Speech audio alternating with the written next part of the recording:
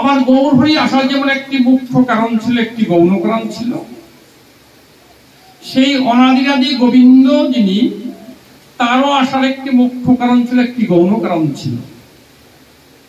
আপনারা সকলেই গৌর অনুরাগী, কৃষ্ণ অনুরাগী ভক্ত সকলেই জানেন। তথাপিও গৌর গোবিন্দের এই অমৃত কথা যত শ্রবণ করা হয় ততই যেন হৃদয়ে আনন্দ প্রফুল্লিত হয়, আনন্দ উদ্ভাসিত হয়। আর এই অনাদিরাদি গোবিন্দ, সর্বকারণের কারণ যিনি, স্বয়ং ভগবান, ইনি এই পৃথিবীতে যখন তখন আসেন না। উনি ব্রহ্মাণ্ডে আমাদের যে শ্রীল কৃষ্ণদাস কবিরাজ গোস্বামী মহাশয় বললেন, স্বয়ং ভগবান ব্রহ্মার একদিনে এই পৃথিবীতে তার আগমন হয়, যিনি স্বয়ং ভগবান। আর যুগে যুগে যে ভগবান আসেন সেটা তো আপনারা গীতায় দেখেছেন ভালো করে। তদাত্ময়ং সৃজম মহম, আমার আত্মাকে আমি সৃজন করে পাঠাই। কেন? তিনটি কারণের জন্য। ধর্মকে সংস্থাপন করি, সাধুদের রক্ষা করি, দুষ্টকে নিধন করি বা দমন করি। এই তিনটে কারণের জন্যই তিনি এসে থাকেন। এটা ওনার অংশী থেকে অংশের দ্বারাই তিনি করে থাকেন। আর ব্রজমণ্ডলে যিনি এসেছিলেন, শতকোটি গোপী সঙ্গে, সকাদের সঙ্গে, সখীদের সঙ্গে, ব্রজ মায়েদের সঙ্গে, এই ভগবান কিন্তু যুগে যুগে যে ভগবান সেই ভগবান নয়। এটাও আপনারা অনেকেরই জানা আছে, জানা না থাকলেও এটা আমাদের প্রামাণিক গ্রন্থের শাস্ত্রীয় কথা। বলেন, স্বয়ং ভগবান অবতারে যে কালে, আর সব অবতার তাতে আসিবি। নারায়ণ চতুর্ভুহ মৎস্যাদ্য অবতার, যুগ মন্বন্তর অবতার যত আসে, আর সবে আসি কৃষ্ণ অঙ্গে হয় অবতীর্ণ, ওইছে ভগবান কৃষ্ণ পূর্ণ। অতএব বিষ্ণু তখন কৃষ্ণের শরীরে, বিষ্ণু দ্বারে কৃষ্ণ করে অসুর সংহার। আনুষঙ্গ কর্মেই অসুর মারণ, যে লাগি অবতারী কহিতার মূল কারণ। প্রেম রস নির্যাস করিতে আস্বাদন, রাগ মার্গ ভক্তি লোকে করিতে প্রচারণ। এই স্বয়ং ভগবান ব্রজেন্দ্র নন্দন যিনি, তারও একটি মুখ্য কারণ ছিলেন, একটি গৌর কারণ ছিলেন। আর আমার শচীন নন্দন গৌরহরি যিনি, ইনারও একটি মুখ্য কারণ, একটি গৌণ কারণ। মুখ্য কারণ তিন বাঞ্ছা আস্বাদন, আর গৌণ কারণ হইল এই জগৎ জীবকে উদ্ধার করা, যুব ধর্মকে প্রচার করা। আর তার সঙ্গে একটা অতিরিক্ত পাওনা আমাদের হয়েছে আর কি। পাওনাটা আমরা কেউ গ্রহণ করতে পেরেছি, আমি যেমন পারিনি, আপনারা পেরেছেন। সেটা হলো ব্রজ রস, ব্রজের ভক্তি, ব্রজের প্রেম। এটা হলো অতিরিক্ত একটা সম্পদ আমাদের জন্য এনেছেন। আর যুব ধর্মটা যেটা আমরা হরে কৃষ্ণ মহানাম মন্ত্রের দ্বারা, সংকীর্তনের দ্বারা করে থাকি, এটা গৌর হরি আসলেও আমরা পেতাম, না আসলেও আমরা পেতাম। যুব ধর্মের সম্পদ এটা। কিন্তু আর যে ব্রজের প্রেম, ব্রজের ভক্তি, এটা গৌর হরি ছাড়া কেউ দিতে পারবেন না। এটা উনিও গৌর হরি স্বয়ং ভগবান, কিন্তু এসেছেন উনি ভক্তভাব অঙ্গীকারে। উনি ভগবান রূপে আসেন নাই। এই মতো ভক্তভাব করি অঙ্গীকার, আপনি আসনি ভক্তি করেন প্রচার। আপনে না কইলে ধর্ম শিখানো না যায়, এই তো সিদ্ধান্ত গীতা ভাগবতে হয়। যুব ধর্ম প্রবর্তন হয় অংশ হইতে, আমা বিনা অন্য নারে ব্রজ প্রেমাদিতে। আমি দুটো বিষয়কে একটু তুলে তুলে বলছি আর কি। একটা হলো আমার গৌর হরি, একটা হলো আমার ব্রজেন্দ্র নন্দন কৃষ্ণ। এই পাশাপাশি বিষয়টাকে রেখে তাহলে ব্রজলীলাটা আমরা যার যার গুরু কৃপা বলে একটু আস্বাদন করবেন, তাহলে আমরা কিছুটা অনুভব করতে পারবো। তাহলে এই হলো গৌর হরি, তিনি একটা মুখ্য কারণ, বাহ্য কারণ। আর এই হলো আমার স্বয়ং ভগবান। স্বয়ং ভগবান যখন অবতার হয়, তখন আমাদের যত অবতার আছে সমস্ত অবতার সেই স্বয়ংয়ের সঙ্গে একসঙ্গে মিশেই আসেন। তা বিষ্ণু দ্বারা কৃষ্ণ করে অসুর সংহারে। কৃষ্ণ কিন্তু অসুর সংহার, ধর্মক্ষেত্র, কুরুক্ষেত্র, এগুলো কিন্তু স্বয়ং ভগবান করেছেন, এর কোনো প্রমাণ পাওয়া যায় না। মানে একই দেহের মধ্যে ওনার যুগ অবতার শক্তিও আলাদা আলাদা করে রেখেছিলেন, কিন্তু ব্রজলীলার সময় সমস্ত শক্তি আবার তিনি একসঙ্গে নিয়ে এসেছেন। অতএব ধর্মক্ষেত্র, কুরুক্ষেত্র, তারপরে যা যা হয়েছে এগুলো যুদ্ধ বিগ্রহ যা যা করেছেন এগুলো বিষ্ণু শক্তির দ্বারাই করেছেন। আর উনি যে মুখ্য কারণে এসেছিলেন সেই কারণটা আরো পরিষ্কার করে বললেন কবিরাজ গোস্বামী মহাশয়। আমার অনাদিরাদি গোবিন্দ আসার পূর্বে তিনি একটা পরিকল্পনা করিয়ে এসেছিলেন যে আমি যে ব্রহ্মাণ্ডে যাব, যে আমি যে লীলাটাকে যেভাবে করব সে লীলাটাকে আমি সাজিয়েই নিয়ে যাব, এবং এমন একটা লীলা করব সে লীলা যেন এই মর্তে বা বৈকুণ্ঠের ঊর্ধ্বেও হয় নাই, এমন একটা লীলা করা এই পৃথিবীতে।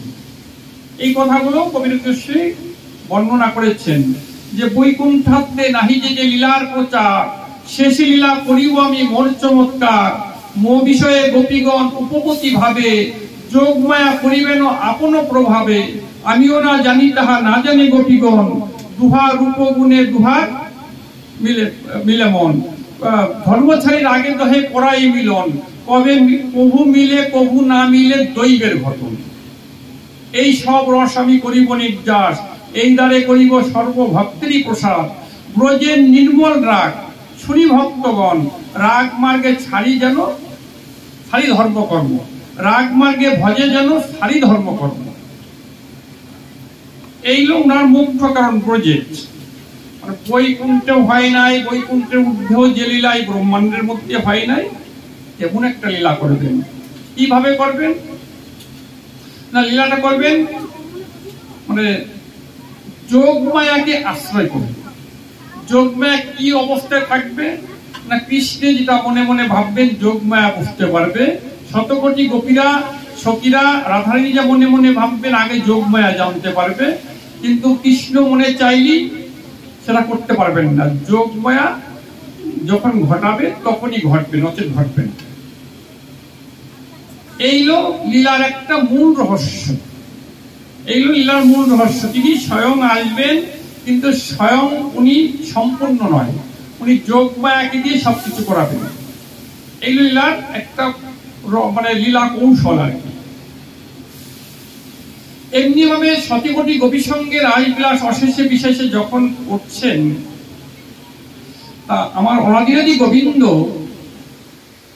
অনাদি অনন্ত কাল থেকেই জগৎকে জগৎজীবকে যে কথা বলে এসেছিলেন যে যথামাং প্রবর্তন্তে তামস্তৈব ভজমহ মম বর্তন বর্তন্তে মনুষ্য পার্থ সর্বসা, যে ভক্ত যেমনি ভাবে আমাকে ভজনা করবে আমি তদ অনুরূপ সেই ভক্তদের ভজনা করে থাকবো। এই কথাটাই তিনি অনাদি অনন্তকাল থেকে বলে এসেছেন এবং করেছেনও তাই, কোনো ব্যতিক্রম করেন নাই। কিন্তু আজকে ব্রজলীলার মধ্যে যে একটা ভজন রহস্য ভাব রস ভক্তি, এখানে একটা পরিবেশ সৃষ্টি করলেন। পাঁচটা ভাব বলেন, পাঁচটা রস বলেন, পাঁচ প্রকার ভক্তি বলেন, রতি বলেন, যেখানে যারা করবে সেখানেই মিলবে, অসুবিধা নাই। শান্ত দাস্য সখ্য বাৎসল্য মধুর, অর্থাৎ সম্বন্ধ রূপা ভজন। এই জগৎজীব শুধু ভগবান ভগবান ভগবান করে, আমাকে অনেক বড় মনে করে ভজনা করে, এমনি ভাবে যে আমাকে ভজনা করে এই ভজনে আমি সুখ পাই না। আমাকে যদি কেউ আপন করে নিয়ে ভজনা করে, আপন করে নিয়ে নিজের মনে করে ভজনা করে, সেই ভজনে আমি খুব সুখ পাই, খুব সুখ পাই। যেমন একজন ম্যাজিস্ট্রেট, সে হতে পারে যখন অফিসে থাকে, কোর্টে থাকে, কিন্তু বাড়িতে আসার পরে ওই ম্যাজিস্ট্রেট গিরি করলে পরে সে তার কি আনন্দ হবে? আনন্দ হবে না।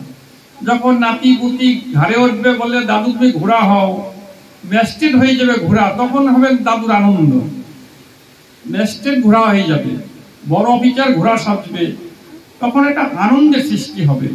ঠিক ভগবানও তিনি চাইছেন যে আমি ভক্তের সঙ্গে একটা আদান প্রদানের মাধ্যমে ভক্তরাও আনন্দ উপভোগ করবে, আমিও আনন্দ উপভোগ করব।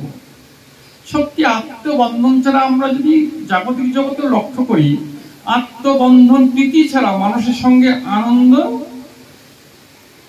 হয় না। মনে যদি কোনো খল থাকে, কোনো ভয় থাকে, কোনো কপটতা থাকে, কোনো ভীতুতা থাকে, ইতস্তবোধ থাকে, সেখানে আনন্দের সৃষ্টি হয় না। সেখানে কেমন যেন একটা কিছু কিন্তু থেকে যাচ্ছে সর্বক্ষণ। কিন্তু ব্রজলীলাটাকে তিনি এমন ভাবে সাজাবেন, একটা আপনত্ব সম্বন্ধ করে নিয়ে, মানে কেউ কাউকে যেন দূরত্ব না বজায়, দূরত্ব না থাকে, এমনি ভাবে সাজাবেন। তা সাজিয়ে যেন তাই এই সাজানোর মধ্যে যখন যোগমায়াকে আশ্রয় করে আসলেন, তা কবিরাজ গোস্বামী যখন কৃষ্ণের রূপের বর্ণনা দিতে গেলেন আর কি, বলে কৃষ্ণেরও যতপ খেলা সর্বোত্তম নরলীলা নরবপু তাহারই স্বরূপ, গোপবেশ বেণুবর নববৈশ্বর নটবর নরলীলায় হয় অনুরূপ। কৃষ্ণের মধুর রূপ সর সনাতন, যে রূপের এক কোণ ডুবায় সর্বত্রিভুবন, সর্বপ্রাণী করে আকর্ষণ। যোগ মায়া কি শক্তি বিশুদ্ধা সত্তার পরিণতি, তার শক্তি লোক দেখাইতে, রূপ দেখি আপনার কৃষ্ণের হয় চমৎকার, আস্বাদিতে মনে ওঠে কাম। এক অলৌকিক অদ্ভুত আমার গোবিন্দের মধুরমা এক লীলা, মানে তার রূপ দেখে স্বর্গ মর্ত পাতাল ত্রিজগৎ তো মোহিত হয়েছেই, এইবার নিজের রূপ নিজে যখন দর্শন করছেন তখন নিজেও নিজেকে থেকে মোহিত হয়ে যাচ্ছে।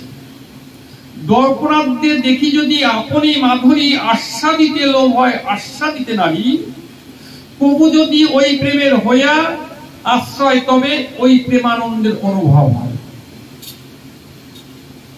বিষয় ভূমিকাটা হলো পাঁচটা রস, পাঁচটা ভাব। সেই ভাবের মধ্যে আমার বিষয় হলো অনাদিরাদি গোবিন্দ, আর আশ্রয় ভাব হলো শতকোটি গোপী এবং ব্রজমণ্ডলীর সকলে। বিষয় আমার গোবিন্দ, আর আশ্রয় হলো শতকোটি গোপীবৃন্দ এবং ব্রজমণ্ডলের সকলেই। এখন গোবিন্দ দেখছেন ওনাকে যে যে ভাবের পর ভজনা করছেন, যে যে ভাবে, কেউ সক্ষ ভাবে, কেউ বাৎসল্য ভাবে, কেউ মধুর ভাবে, যার যার ভাবের পরিধি ভাবে সে তার কাছে খুবই ঘনিষ্ঠ আপন মনে করছে এবং নিজেকে নিজে মনে করছে আমি যেমনি ভাবে গোবিন্দকে পেয়েছি এমনি ভাবে আর কেউ হয়তো পায় নাই। যারা দাস্যে ভজনা করছে তারা ভাবছে যে আমার মতো কেউ পায় নাই, যারা সত্যে ভজনা করছে তারা মনে করছে আমার মতো কেউ পায় নাই, কেউ বাৎসল্যে ভজনা করছে তারা ভাবছে আমার মতো কেউ পায় নাই। এমনি ভাবে ভজনার মানে যার যার আপন আপন ভাবে রসে কৃষ্ণের সঙ্গে আপ্লুত হইয়াছে। কিন্তু হলেও গোবিন্দ এই সমস্ত অনাদিরাদি গোবিন্দ সমস্ত ভাবের পর নির্যাস করার পরে দেখলেন মানে সখা, মাতৃমণ্ডলী, মা যশোদা, নন্দ মহারাজ, তারপরে অষ্টসখীবৃন্দ, তারপরে হলো রাধারানী। এমনি নির্যাস করতে করতে রাধারানীর কাছে তিনি ভাবনাটা দাঁড়া করে বলছেন যে এই রাধা সমস্ত নির্যাস করে লাদিনীর পর নিয়েই উনি নির্ভর করে এই ভাবনাটাকে ভাবছেন আর কি, যে রাধারানী কি ভাবে কি প্রেমে আমাকে এত ভালোবাসে, যে ভালোবাসার কারণে তিনি চোখের পলকেও কোটিহেন যুগ মনে করেন। এই একটা কি ভালোবাসা রাধারানীর মধ্যে আছে, এই ভালোবাসাটা আমি আশ্রয় হয়ে এটাকে আমার আস্বাদন করার বাসনা। আশ্রয় ভাব অবলম্বন করে রাধা যে রূপে যেভাবে গোবিন্দকে ভালোবাসে সেই ভাব আস্বাদন করবে। আর গোবিন্দ নিজেই বলছেন আর কি, বিষয় জাতীয় সুখ আমারও আস্বাদ, আমা হইতে কোটি গুণ আশ্রয়ের আহ্লাদ, আশ্রয় জাতীয় সুখ পাইতে মন ধায়, যত্নে আস্বাদিতে নারী কি করি উপায়। বাবা যার যার গুরু কৃপা বলে এই ব্রজলীলার মধ্যে মন প্রবেশ করে একটু আস্বাদন করুন, কেননা এটা আমি আমার এটা আক্ষরিক বিদ্যা বলে বলছি। যারা শ্রবণ করে তারা শোনার মানুষ নয়, শুধু আমি মনে করি মণিরত্ন হীরাকাঞ্চন আপনারা। আমি তো আক্ষরিক বিদ্যা এখানে পরিবেশন করছি, এই পরিবেশন মাত্র ধরে রাখার মতো, হজম করার মতো শুধু আপনারাই। আমার এটা কোনো কিছু না, আমার আক্ষরিক বিদ্যা, আমার কোনো ভক্তি বল সাধন বল নাই, একমাত্র গুরু কৃপা বলে আপনারা আস্বাদন করবেন। যে আপনাদের একটু বুঝিয়ে আস্বাদন করিয়েছে ব্রজলীলার মধ্যে একেবারে আপ্লুত করব, সেটা আপনাদের গুরু কৃপা বলে আপনারা নিজেরাই আপ্লুত হন। এইবার গোবিন্দ ভাবছে যে বিষয় জাতীয় সুখ আমার আস্বাদ, আমা হইতে কোটি গুণ আশ্রয়ের আহ্লাদ। একটা রহস্য বাবা এখানে, আমাদের অনুভবের বিষয়, খুব অনুভবের বিষয় এখানে, যে ভগবানের চাইতে ভক্তরা শতগুণ, কখনো সহস্র গুণ, কখনো কোটি গুণ সুখের কথা ভগবান নিজ মুখে বর্ণনা করেছেন। এখানে খুবই একটা মর্মাহত একটা অনুভবের বিষয়। ব্রজ প্রেম, ব্রজ ভক্তি যে জানাতে এসছেন, কেন ভগবান যতটুকু সুখ পায় তার চাইতে শতগুণ, কখনো সহস্র গুণ, কখনো লক্ষ কোটি গুণ সুখ বেশি পায় ভক্তরা। এই ব্রজের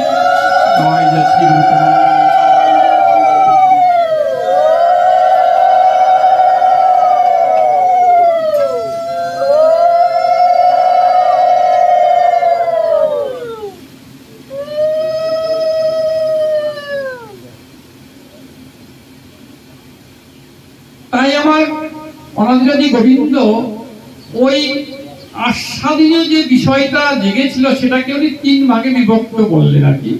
যে কৈছন রাধা প্রেমা, কৈছন মধুরিমা, কৈছন সুখে তহু ঘোষ, এই 3 বাঞ্ছিত ধন ব্রজে না হইল পূরণ, কি করিব বুঝে না পাই মোর। আমার ভগবান, স্বয়ং ভগবান, তিনি ওই শতকোটি গোপীদের সমস্ত বিষয় অনুভব করার জন্য বিপরীত সুখ, অর্থাৎ উনি ছিলেন আশ্রয় বিষয়, উনি আশ্রয় সুখ মানে বিপরীত সুখ আস্বাদনের ভাব জেগেছে। কিন্তু ভাব জাগিয়েও তিনি ভগবান হয়েও ব্রজমণ্ডলের মধ্যে সেটা তার পক্ষে করা সম্ভব হয় নাই। এখানেও আমাদের একটা প্রশ্ন জাগতে পারে, কেননা ব্রহ্ম সংহিতায় বললেন ঈশ্বর পরম কৃষ্ণ সচ্চিদানন্দ বিগ্রহ, অনাদি আদি গোবিন্দ সর্ব কারণের কারণ যিনি। তিনিও ব্রজমণ্ডলের মধ্যে তার অশেষে বিশেষে প্রেম রস নির্যাস আস্বাদন করতে গিয়ে তার আবার বাঞ্ছা জাগলো কেন? এটা তো আমাদের মধ্যে একটা ধারণা আসতেই পারে না যে জীবের বাঞ্ছা জাগতে পারে, ভগবানের বাঞ্ছা জাগবে কেন? হ্যাঁ, ভগবানেরও বহু কিছু হয়। ভগবানের জন্ম নাই, মৃত্যু নাই, আহার নাই, নিদ্রা নাই, ভয় নাই, ক্ষুধা নাই, তৃষ্ণা নাই, রাগ নাই, দুঃখ নাই, শোক নাই, জ্বালা নাই, তাপ নাই, এটা শাস্ত্র বলেছে। আবার যখন ভক্তরা তাকে ভক্তি করে ভালোবেসেছে, তখন সেই ভক্তের কাছে তার দুঃখ, বেদনা, রাগ, ভয় সবকিছুই, আহার, নিদ্রা সবকিছুই তার মধ্যে পাওয়া গেছে। আজকে ব্রজমণ্ডলের মধ্যে ভক্তাধীন ভগবান, অর্থাৎ ভগবান স্বতন্ত্র এবং পরতন্ত্র, অর্থাৎ ভক্তের কাছে তিনি প্রতন্ত্র। আজকে ব্রজমণ্ডলের মধ্যে যারা ভজনা করেছিলেন তারা কেউ ভগবান রূপে ভজনা করেন নাই, কেউ ভগবান রূপে ব্রজমণ্ডলের মধ্যে ভজনা করেননি। আজও যারা সেই পূর্বের ব্রজবাসীরা আছেন, বা হাত দিয়ে রুটি নিয়ে আর একটু দধিবান নেই, কানাই খেয়ে নে, আজকে আর তরকারি করতে পারি নাই, শুকনা রুটি খেয়ে নে, এমনি ভাবে ব্রজের ভজনা। তাহলে ব্রজলোকের কোন ভাব লয়ে যে ভজে, ভাবযোগ্য দেহ পায়, কৃষ্ণ পায় ব্রজে। এই যে মূল যে তথ্যগুলো আর কি, এই তথ্যগুলো আমার গৌর হরি এই জীব জগৎকে জানানোর জন্য, দান করার জন্য এবং ব্রজ রসের ভজনা করার জন্যই তিনি এসেছেন। এটা হলো আমাদের একটা অতিরিক্ত পাওনা, যা কোনো কালে কোনো যুগে পাওয়ার কথা ছিল না বা পূর্বে পায়ও নাই, সেই সম্পদ তিনি দিলেন। এখন বিষয় হলো ব্রজমণ্ডলের মধ্যে যেভাবে উনি কল্পনা জল্পনা করে এসেছিলেন, যে আমি এই 100 কোটি গোপীর সঙ্গে রাসবিলাস অশেষে বিশেষে করবো, এতে হয়তো সমান সমান সুখ হতে পারে বা একটু কম বেশি হতে পারে। কিন্তু দেখা গেল ব্রজ গোপীদের সুখ আনন্দ কোটি কোটি গুণ সেখানে বৃদ্ধি পেয়েছে, এবং শুধু আনন্দ সুখী বৃদ্ধি পায় নাই, কখনো রূপ লাবণ্য বৃদ্ধি পেয়েছে।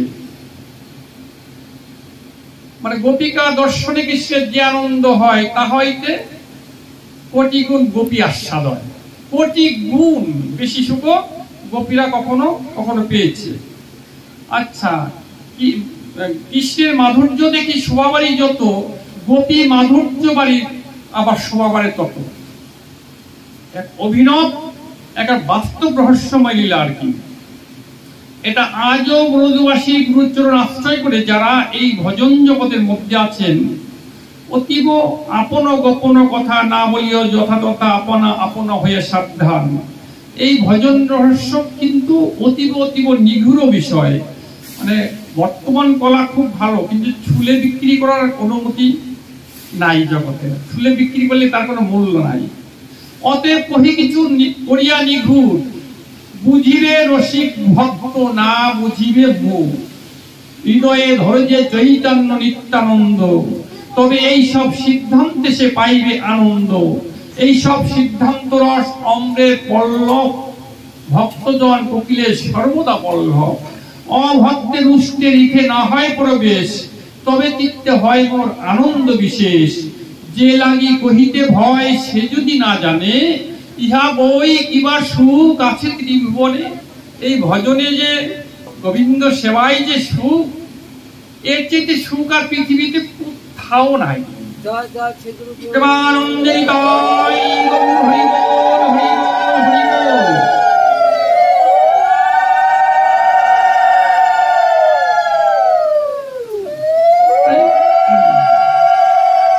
এইবার ব্রজ গোপীরা যে প্রীতির দ্বারায়, যে প্রেমের দ্বারায়, যে স্নেহের দ্বারায়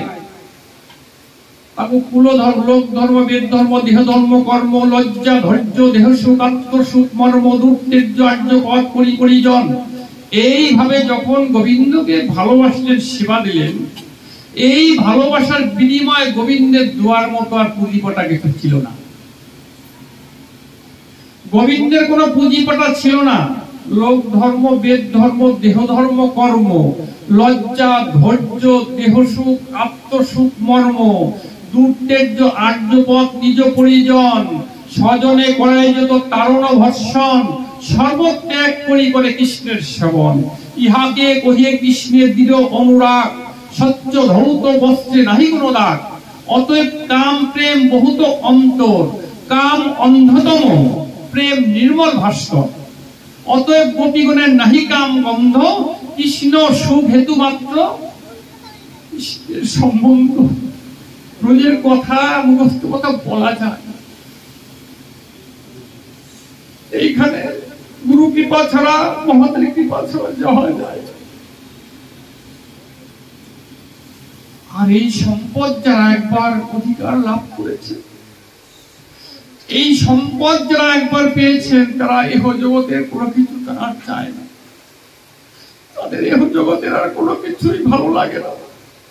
চার দোকানের গল্প, সামাজিক গল্প, রাজনীতি গল্প, মানজস প্রতিবার গল্প, এগুলো সব পরিত্যাগ করে কোথায় সাধু সঙ্গ পাবো, কোথায় ভক্ত সঙ্গ পাবো, কোথায় হরিকথা পাবো, এই বলেই তাদের দিন অতিক্রম হয়ে যায়। মেঘাচ্ছন্ন দিন কপুর দিন রহে, কৃষ্ণ কথা বিহীন যেই দিন সেই দিন।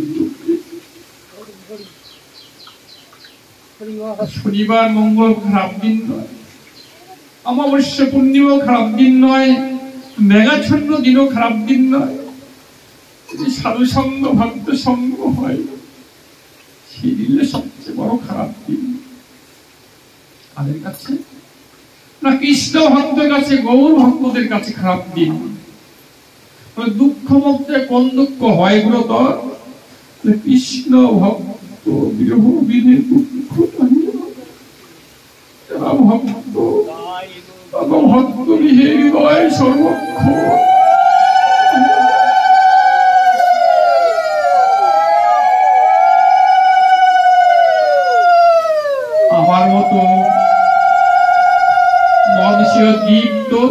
বিষয় আসক্ত, মায়া আসক্ত।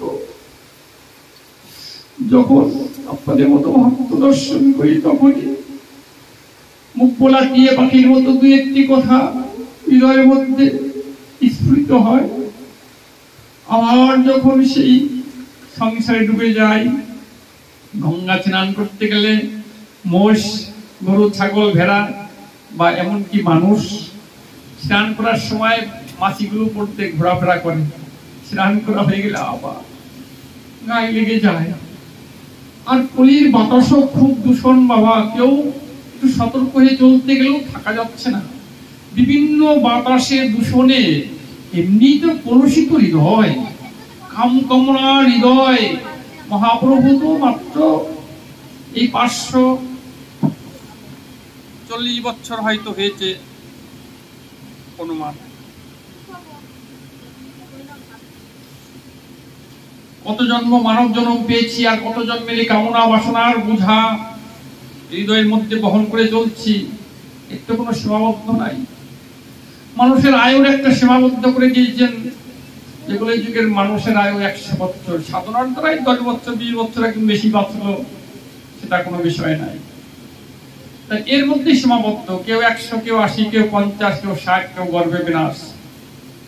সমুদ্রের তলদেশের একটা সীমা পাওয়া যায়, কিন্তু আমার মতো মায়াবদ্ধ জীবের কামনা বাসনার কোনো সীমা নাই। আমার সকাল থেকে রাত 10টা পর্যন্ত কত রকমের দৈনন্দিন কামনায় মানে প্রকাশিত হয়, তার কোনো সীমাবদ্ধ নাই। এবং একমাত্র এই সাধুর বাজারে ভক্ত দর্শনে যদি 2-1টা করে কবি এই যখন ব্রজের কথা, আমার গৌর লীলা সহকারের কথা, যখন গৌর হরি, গৌর সুন্দর মালদা রামকিলি গ্রামে রূপ সনাতন তো অন্তর্জগতে আমার গৌর হরিকে খুব ভালোবাসতেন। তা কোন সময় মাঝে মধ্যেই পত্র লিখে লিখে পাঠাতেন, প্রভু তোমার কবে করুণা হবে, কবে সাক্ষাৎ তোমার দর্শন হবে। তাই এদের দুই ভাইকে করুণা করার জন্য, কৃপা করার জন্য রামকিলি গ্রামে গিয়েছিলেন। প্রভু নিজে স্বীকার করলেন, আমার হৃদয় ইচ্ছা কেহই নাই জানে, সবে বলে কেন প্রভু আইলা তুমি রামকিলি গ্রামে। সবাই জিজ্ঞাসা করছিল কিন্তু জানতে পারছিল না কেউ, কিন্তু এসেছিল রূপা সনাতনের জন্য রামকিলি গ্রামে, যার পিছনে সহস্র সহস্র এই গৌর ভক্তরা হরির নাম সংকীর্তন করেছিলেন।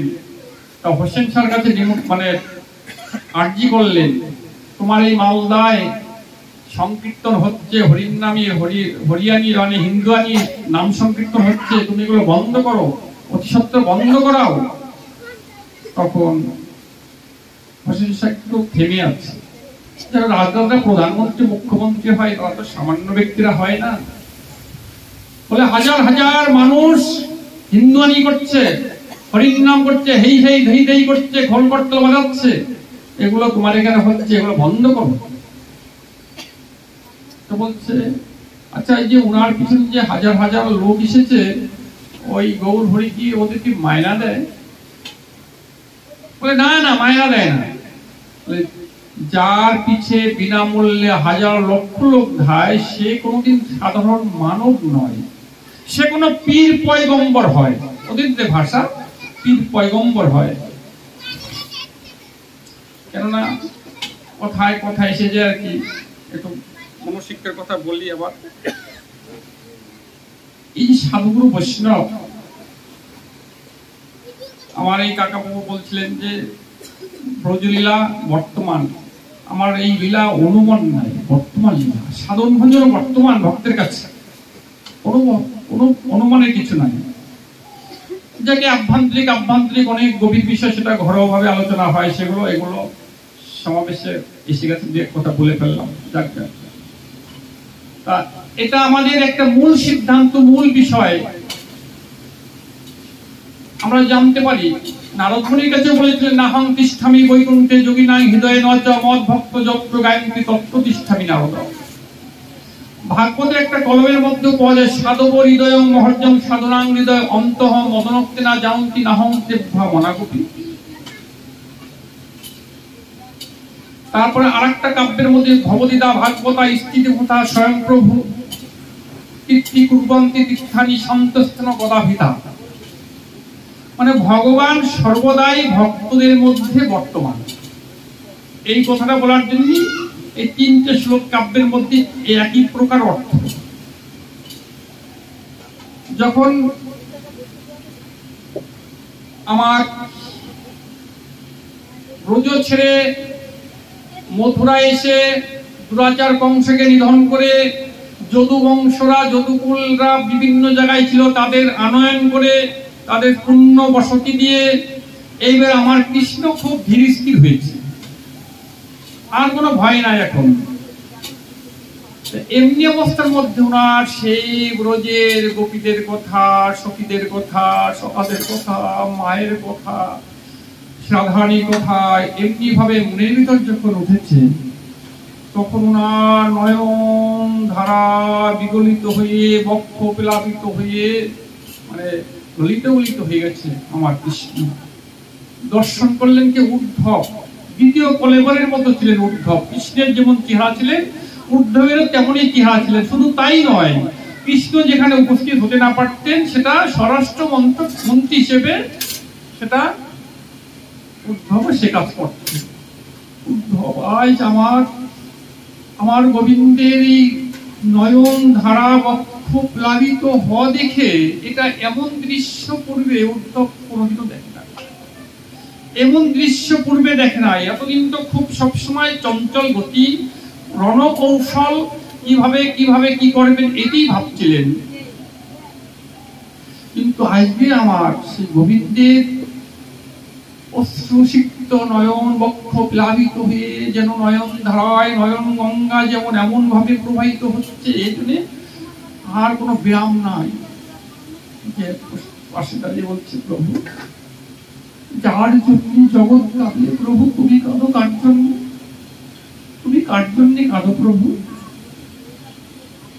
কোনো মনের খুব কষ্টের কথা, খুব আবেগের কথা যদি তেমন কোনো পাশে কোনো বন্ধু থাকে না, তার কাছে বললে একটু লাঘব হয়, একটু লাঘব হয়। সব বিশ্রাম হয় না, একটু লাঘব হয়। সব কথাই বললেন। সেখানতে আমাদের সৃষ্টির উদ্ধব সন্দেশ, এটা আর একটা পর্যায়, ওটা যাব না।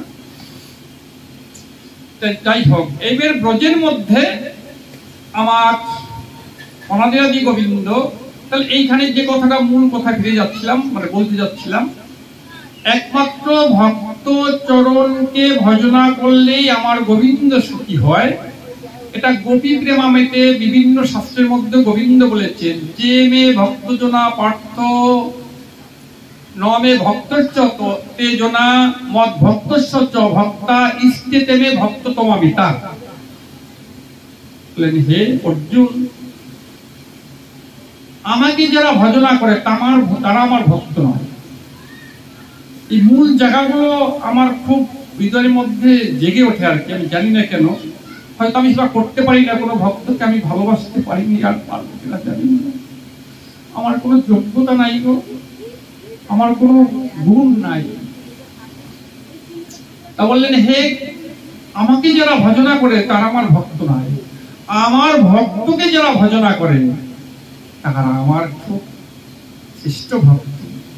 ভজনের জায়গাগুলো কোথায়?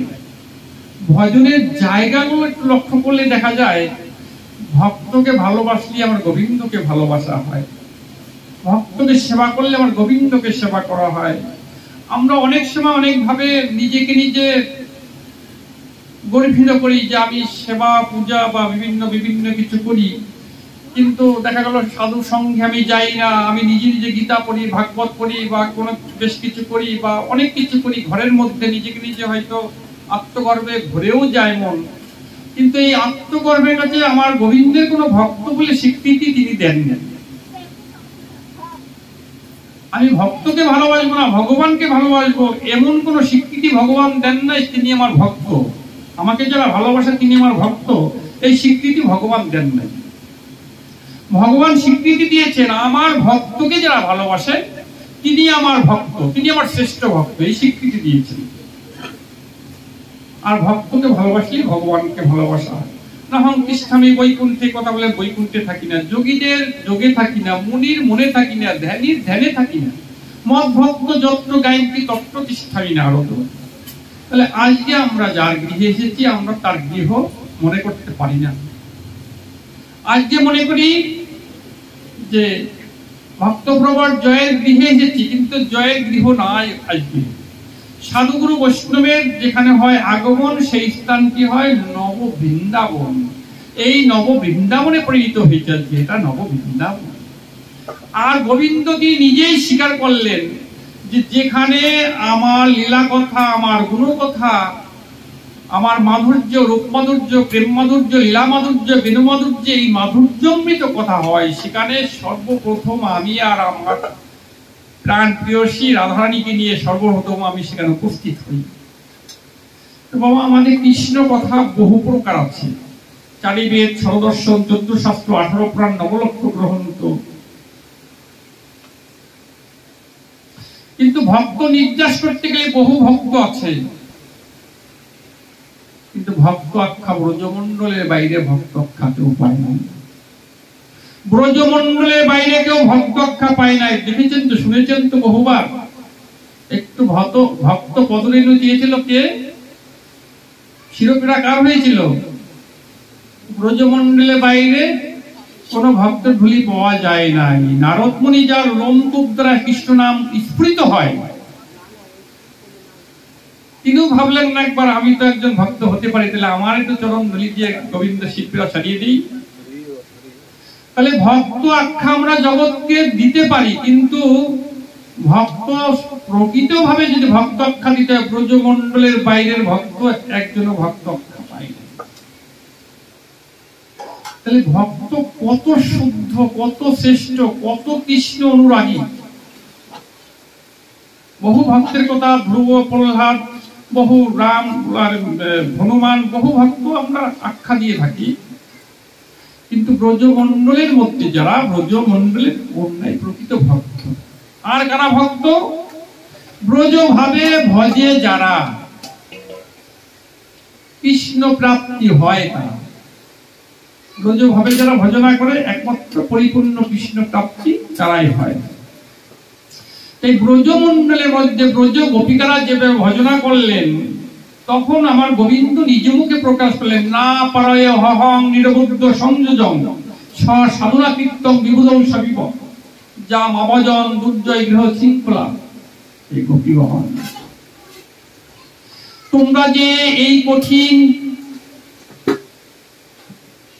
সংসার বন্ধন, মায়ার শৃঙ্খল, লোহার শৃঙ্খলকে অতিক্রম করে, তুচ্ছ করে যেভাবে আমাকে ভালোবেসেছ,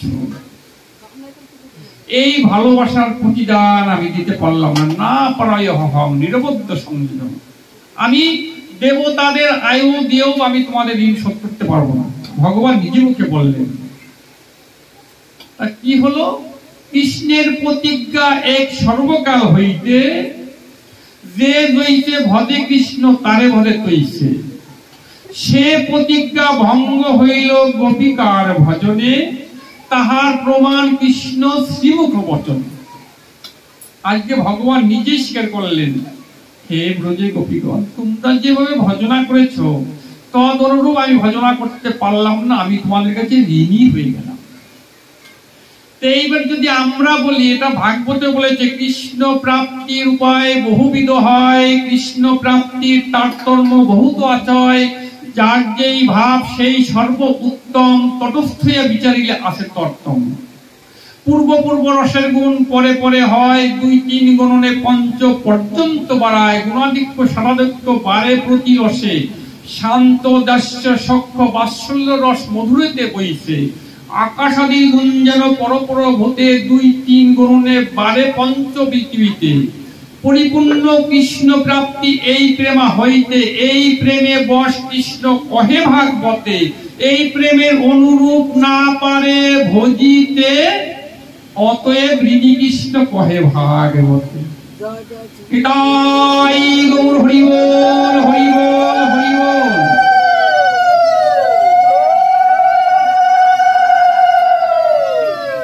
এইখানে একটা আমাদের ভজন রহস্যের বিষয় বা আমাদের একটা অনুশোচনার বিষয়। যে এমন কি একটা সহজলভ্য ভজন ব্রজমণ্ডলের মধ্যে গোপিকারা ভজনা করেছিল, সেই ভজনার কাছে গোবিন্দ তদনুরূপ ভজনা করতে পারেন নাই, প্লাস ভগবানই ভক্তদের কাছে ঋণ স্বীকার করছেন। এবং আমার গোবিন্দ তিনি নিজে স্বীকার করলেন, আমা হইতে কোটি সুখ পায় গোপীরা, একাতে সুখ পাচ্ছে বেশি, দুইতে তার মধ্যে ভালোবাসা যা বাড়ছে তার বিনিময়ে ভালোবাসা দিতে পারছেন না। তাহলে এই ভজনাটা কি আমাদের জন্য ভালো না মন্দ? এই ভজনাটা জানানোর জন্য, বোঝানোর জন্য এসেছিলেন আমার সচিনন্দন গৌর হরি রাধাকৃষ্ণ মিলিততম বিগ্রহ, ভক্ত ভাব অঙ্গীকার করেন। তাই বলেন যুব ধর্ম প্রবর্তন হয় অংশ হইতে, তার মুখচ্ছিত বাণী যেগুলো, যুব ধর্ম প্রবর্তন হয় অংশ হইতে। আমি না আসলেও যুব ধর্মের সম্পদ তোমরা পেতাম। আমা বিনা অন্য নারে ব্রজ প্রেমা, এই ব্রজের প্রেমটা, প্রেম মানে ব্রজের ভজনটা, এই ভজনের দ্বারাই সুখ পাবেন। আপনি ভজন করলে সুখ পাবেন কৃষ্ণের থেকে কোটি গুণ বেশি। আর কি হবে? কৃষ্ণ ঋণী হয়ে যাবে ভক্তের কাছে। আশ্চর্য রহস্য, আশ্চর্য অদ্ভুত মধুরিমা। এটা কে বুঝবে, কারে বুঝাবে, কে বুঝবে? বুঝাও যায় না, বুঝানো যায় না। এমনই লীলা মাধুরী, এমনই ব্রজের রহস্যময়, যেটা বললেন জগতে যে কৃষ্ণের অনন্ত গুণ 64 প্রদান, 60 গুণ জগতে তিনি করেছেন দান, আর 4টি গুণ জগতে তিনি কাউকে দান করেন। 4টি কি? লীলা মাধুর্য, রূপ মাধুর্য, প্রেম মাধুর্য, বেণী মাধুর্য। এটাও বললেন একমাত্র তার ভক্তকে দান করেছেন। তাহলে গোপী শোভা দেখে কৃষ্ণের শোভা বাড়ে যত, কৃষ্ণের শোভা দেখে গোপী শোভা বাড়ে তত। এটা কি? এটা সেই চারি মাধুর্যের এক মাধুর্যটা, এটা রূপ মাধুর্যের মধ্যে পড়ে। আর এইখানে কবিরের গোস্বামী একটা কলমের মধ্যে বললেন, সর্ব মহাগুণ গণ বৈষ্ণব শরীরে কৃষ্ণের যতক গুণ কৃষ্ণ ভক্তির সঞ্চারে। বাবা কি করে বুঝাবো বলেন তো? এত গভীর বিষয়, রাধার কাছে ঋণ হলেন কেন, এই কথা বুঝাবো কি করে? একমাত্র যিনি এই ব্রজের অনুগত হয়ে ব্রজের সেবা করছেন, ব্রজবাসীর অনুগত হয়ে, তিনি কিছু অনুভব আস্বাদন করতে পারেন। আর কে পক্ষে সম্ভব নয়, কেউ পক্ষে সম্ভব নয়। তাহলে এই কলমের মধ্যে বুঝার আমাদের কিছু আছে। সর্বমহাগুণ গণ বৈষ্ণব শরীরে কৃষ্ণের যতক গুণে কৃষ্ণ ভক্তি সঞ্চারে। এখানে আর বাকি রাখলেন না, এখানে বৈষ্ণব বিষ্ণুর যত গুণ সে গুণ তো পেয়ে যাবে বৈষ্ণব, কৃষ্ণের গুণ পাবে না। আর কৃষ্ণ ভক্তের মধ্যে 4টে গুণ প্রভাব। এটা মন্তব্য হচ্ছে না তো, সিদ্ধান্ত হচ্ছে তো। এই কয়েক দুটোকে যদি আমরা নির্যাস করি, আলোচনা করি, তাহলে সিদ্ধান্ত এটা পাওয়া যায় তো নাকি? তাহলে 60 গুণ তো আমাদের বিষ্ণু গুণ তো আছে, ওই 4 গুণ তো আছে কৃষ্ণের মধ্যে। তাহলে 4টে গুণ ওই কৃষ্ণ ভক্তের মধ্যে, সেটাও বোঝাবে। 60 গুণও থাকবে, আবার 4টে গুণও থাকবে। আর বৈষ্ণবের মধ্যে 60 গুণ পর্যন্ত প্রভাবিত হবে। এটা আমি তো মনে মনে বিচার করি এমনি ভাবে, আমার বিচার ভুলও হয়ে যেতে পারে। তাই বলছেন আবারও বলি কথাটা, সর্ব মহাগুণ গণ বৈষ্ণব শরীরে কৃষ্ণের যতক গুণ কৃষ্ণ ভক্তির সঞ্চার। তাহলে এই লোক ব্রজের ভজনের একটা পন্থা, এই লোক ব্রজের, এই লোক পরিপূর্ণ কৃষ্ণ প্রাপ্তির শব্দ সাধন তত্ত্ব নিরূপণ করেছেন চৈতন্য চরিতামৃতের মধ্যে। এটা যদিও ইশারা ইঙ্গিতের মধ্যে আমাদের ভাগবতে বা অন্যান্য গ্রন্থে আছেন কম বেশি, কিন্তু এত পরিষ্কার ভাবে নাই। এত পরিষ্কার ভাবে চৈতন্য চরিতামৃতের মধ্যে যেভাবে পরিপূর্ণ কৃষ্ণ প্রাপ্তি শব্দ সাধন তত্ত্বের কথা বর্ণনা করেছেন কলিহত জীবের জন্য, এই পথ শুধু একজন দুজনের জন্য বলেন না, আমাদের জগৎ মানব জাতির জন্যই বলেছেন। কেন এই জায়গা ছাড়া এই আমাদের কিতাব মায়াময় জম্বুদ্বীপের ইন্দ্রজালের যে প্রাচীরের মধ্যে আমরা আছি, এইখান থেকে নিস্তার পাওয়ার আর কোনো বিকল্প রাস্তা নেই। আমাদের যে ইন্দ্রজালের মধ্যে আমরা আপ্লুত আছি সকলেই, একমাত্র ব্রজের ভজন যেখানে আছে সেখানে ইন্দ্রজাল অর্থাৎ মায়ার কথা বলছি, সেখানে আর মায়া দাঁড়াতে পারবে না। আমরা অনেকে মনে করি যে বাবা স্বর্গে গেছে, কেউ দেবলোকে গেছে, শিবলোকে গেছে, পিতৃলোকে গেছে, ব্রহ্মলোকে গেছে। আরে ব্রহ্মাণ্ডের মধ্যে যত জায়গায়, জায়গাগুলো সবই তিতাবময় জায়গা। কোনো জায়গায় কামনা বাসনা শূন্য নাই। ব্রহ্মাণ্ডের মধ্যে যতগুলো জায়গা আছে এগুলো সবই কামনা বাসনার জায়গা, কিন্তু একটা জায়গা কামনা শূন্য। সেটা কোথায়? মানে যারা কৃষ্ণ ভক্ত, গৌর অনুরাগী ভক্ত, তারা এইখানে থেকেই তারা ব্রজের মধ্যে বাস করে। ভজনটা দাপর যুগের, ব্রজের ভজনটা দাপর যুগের। কলিজীবকে দিলেন তো গৌর হরি, এই তো 540 বছর আগে কলি হতো জীবকে দিলেন তো। প্রেমের যাজন শুনো সর্বজন অতীব নিভুর রস, যখন সাধন করিবে তখন ইরাই টানিয়া শ্বাস, তাহলে তখন মন বয়সে আপনি হইবে বশ, তাহলে তখন না হবে পতন জগতে ঘটিবে যশ, বেদ বিধি পার এমনই আচার যাজন করিবে যে, ব্রজে নিত্যধন পাইবে সেজন তাহার উপরে কি। এই যে আমাদের যে ভজন প্রণালী, যে বিষয়গুলো আর কি, এ অতীব অতীব গোপন। এই ভজন যারা পায় তারা এহ জগতের যত রকম ধন ঐশ্বর্য মান যশ প্রতিষ্ঠা, সেগুলো শুকরের বিষ্ঠা, শুকরের বিষ্ঠা বলে ঘৃণা করে তারা ফেলে দিয়েছেন ছুঁড়ে। প্রত্যেক ভক্তের কথা আপনারা একটু স্মরণ করে দেখুন। আমাদের সরগোস্বামী, তারপরে আরো যারা যারা আমাদের আছে, তারা প্রত্যেকেই ধিক্কার দিয়ে এই সমস্ত পরিত্যাগ করে চলে গিয়েছে। তাহলে ব্রজের মধ্যে এমন একটা মাধুর্য, যে মাধুর্য যার বিন্দু রসে জগৎ ভাসে, বিন্দু রসে হাসে কাঁদে নাচে গায় ধুলায় গড়াগড়ি যায় সর্বদাই। মানে মানুষ এমন একটা জায়গা, বলে দেখো সকল জগতে মরে করে বিধি ভক্তি, বিধি ভক্তে ব্রজের ভাব পাইতে না রে শক্তি। মানে এটা আমার কবিরাজ কলমটা দিলেন কেন না, এটা প্রাচীন কাল থেকে আমাকে ঐশ্বর্য জ্ঞান মানে ভগবান জ্ঞানে ভজনা করা, এটা আমাদের অনাদি অনন্ত কাল থেকেই প্রথাটা আছে। তাই এই জায়গার থেকে আমাদেরকে এগিয়ে আপন হয়ে তাকে ভজনার কথা, সম্বন্ধ করার কথা বলছেন। এই কথা যে এইভাবে যদি আমাকে ভালোবাসা হয়, এটা আমি খুব সুখ পাই না, বা এতে তো আমি ভক্তাধীন হই না, ভক্তের অধীন হই না। তাই বলে ঐশ্বর্য জ্ঞানেতে সব জগৎ মিশ্রিত, ঐশ্বর্য শিথিল প্রেমে নহে মোর প্রীত। এই শিথিল প্রেম মানে সবসময় আমাকে ভগবান গেলে ভালোবাসা, আর ঐশ্বর্য জ্ঞান হলো এখানে বলে শাস্তি সারূপ্য সামুক্য সারূপ্য সাযুজ্য, পঞ্চবিধা ভজনের মধ্যে পড়ে, পঞ্চবিধা মুক্তির মধ্যে পড়ে, বা ধর্ম অর্থ কাম মোক্ষের মধ্যে পড়ে। আর এগুলো পঞ্চ পুরুষার্থ প্রেমের কথা বলছেন, যেখানে এই সমস্ত প্রাচীরকে মানে লঙ্ঘন করে যেতে হবে। এই জায়গা পঞ্চ পুরুষার্থ প্রেম, মানে এইখানে নিষ্কাম একটা জায়গা। এখানে শুধু বিষয়গুলো কি ভাষা দেই, চাচ্ছে গোপীরা শুধু কৃষ্ণেরই সুখ,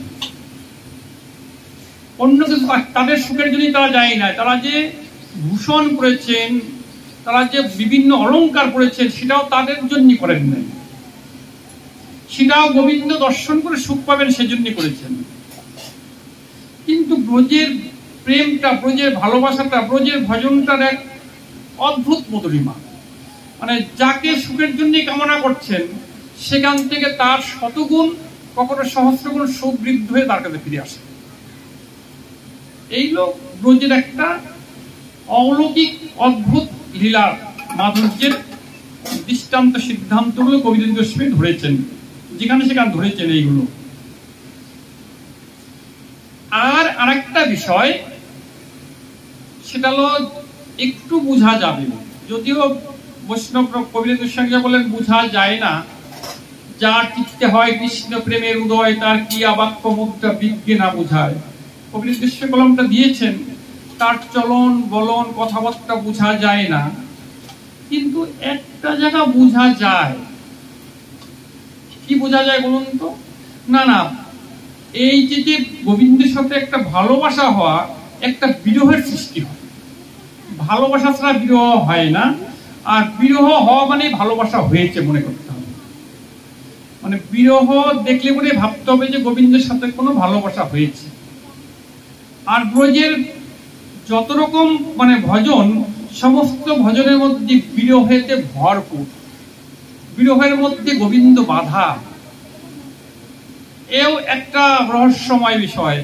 যিনি নাকি আমার লাদিনী সত্তা, সচ্চিৎ আনন্দ বিগ্রহ হলো আমার গোবিন্দ, তারই সেই সচ্চিৎ আনন্দের লাদিনী সত্তা হলো আমার রাধারানী।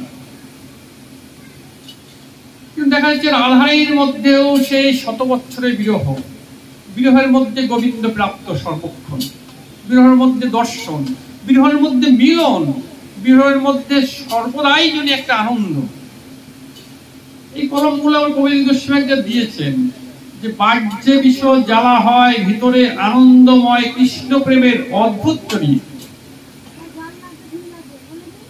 সেই প্রেমা আস্বাদনে তপ্তৈক্য চর্বণে মুখ জ্বলে না যাইতে জন। সেই প্রেমা যার মনে তার বিক্রম সেই জানে, বিষ আর অমৃত একত্রে মিলন। এই যে কি রহস্যময় ব্রজের লীলা, ব্রজের সেবা, এটা বুঝাও যায় না, বোঝানো যায় না। বারে বারে এই শব্দটাই আর মনের মধ্যে চলে আসে, বারে বারেই চলে আসে।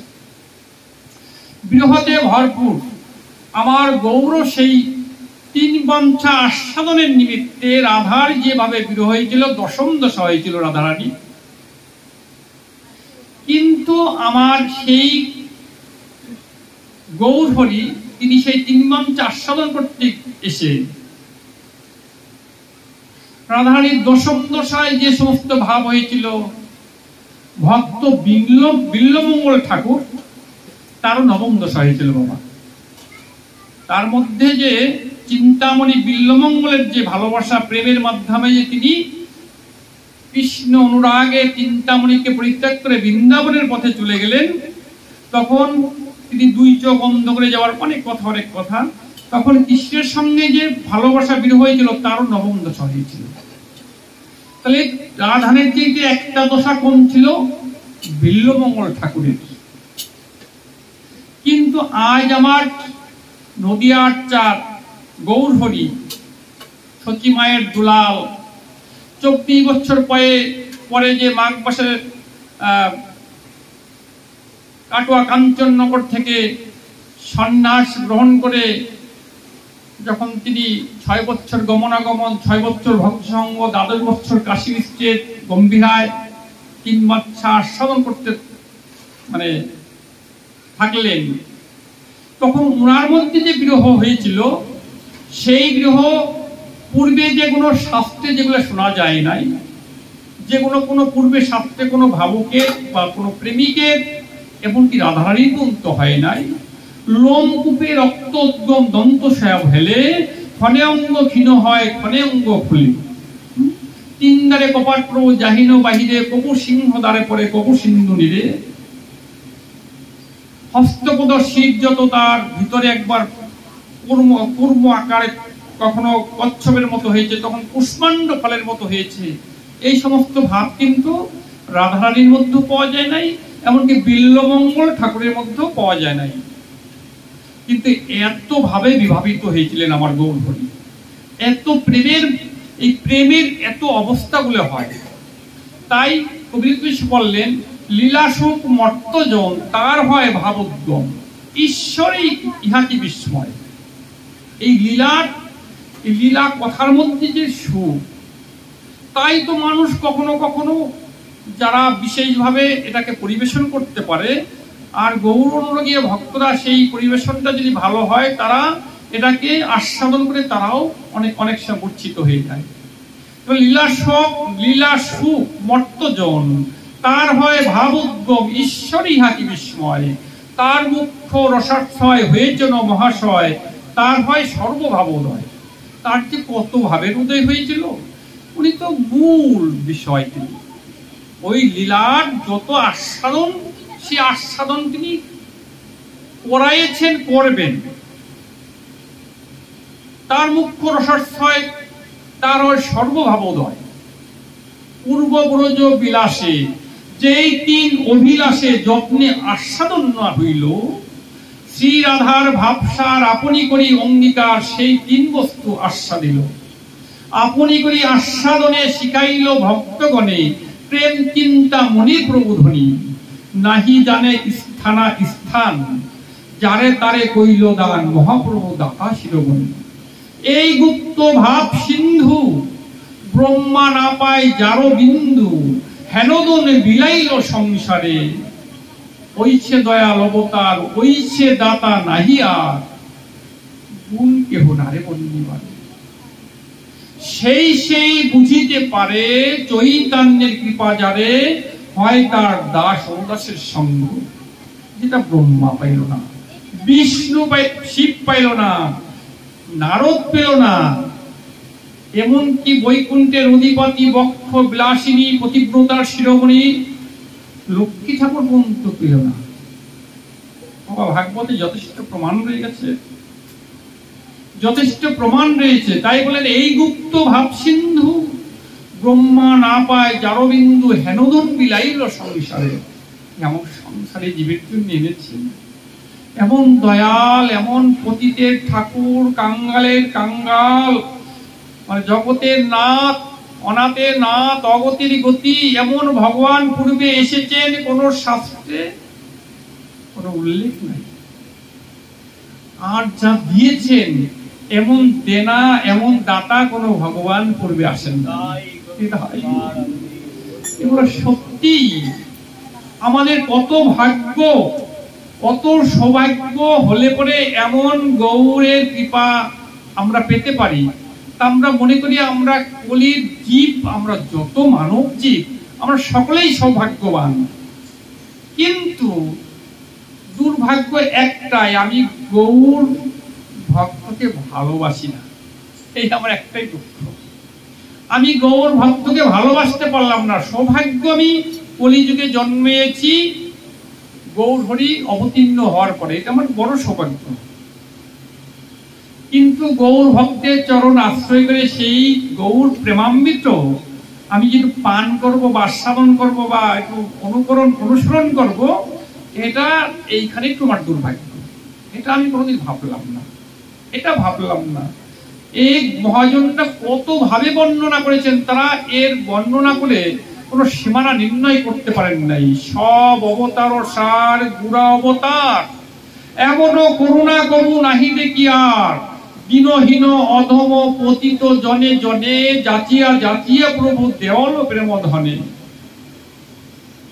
কিন্তু আমি তাকে ভাবলাম না, আমি তাকে ভালোবাসলাম না। আমি আমার নিত্যেই এই মায়াময় সেই ইন্দ্রজালের ফাঁদে পড়েই যা করা করে যাচ্ছি। এই ইন্দ্রজাল থেকে যে বেরিয়ে সাধুগুরু বৈষ্ণবের চরণ পাশে কখনো যাওয়ার কোনো সুযোগ সুবিধা নিলাম না, অর্থাৎ নিজে পঙ্গু হয়ে থাকলাম। কৃষ্ণ ভজিবার তরে সংসারে এলো নিচে মায়া বদ্ধ হয়ে বৃক্ষ সম হইল। কেন বৃক্ষের সাথে তুলনা দিলেন কেন? আমি তো হাঁটতে পারি, নাচতে পারি, দৌড়াইতে পারি, চলতে পারি, কিন্তু আমাকে বৃক্ষের সাথে তুলনা করলেন কেন? যেখানে সাধুগুরু বৈষ্ণব হরিকথা কৃষ্ণ কথা হয়, সে কথা শ্রবণ পৌঁছানো সত্ত্বেও যারা না যায় তারা তো বৃক্ষের নেই, তারা তো বৃক্ষের নেই তাদের বলা যেতে পারে।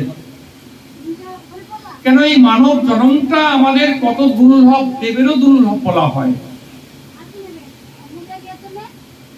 আচ্ছা, আমাদের আলোচনা কি একটু বাড়িয়ে করতে হবে? তা কিভাবে করো বলেন, আমি সেইভাবে একটু যাই।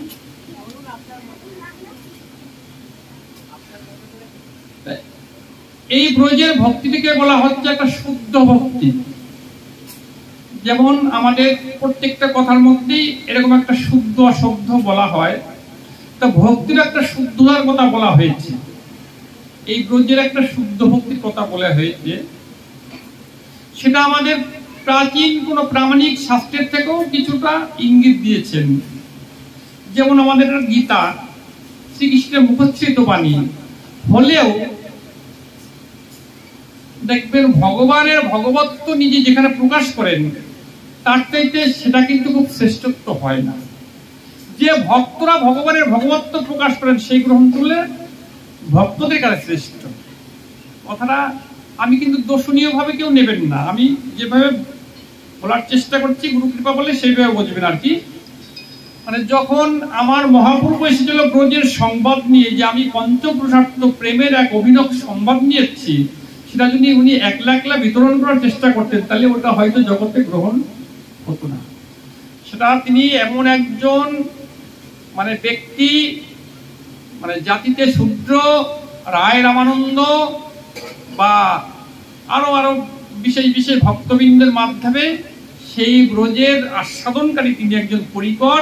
তিনি নিজে মুখে সেই ব্রজের রসটাকে নির্যাস করে, মানে যদিও আমার গৌরহরি কৃপার মাধ্যমে তিনি বলেছেন, রায় রামানন্দ মানে পরিশন করেছেন কৃষ্ণ গৌরহরি, আর রায় রামানন্দ মানে মুখে বক্তা, কৃপা তার।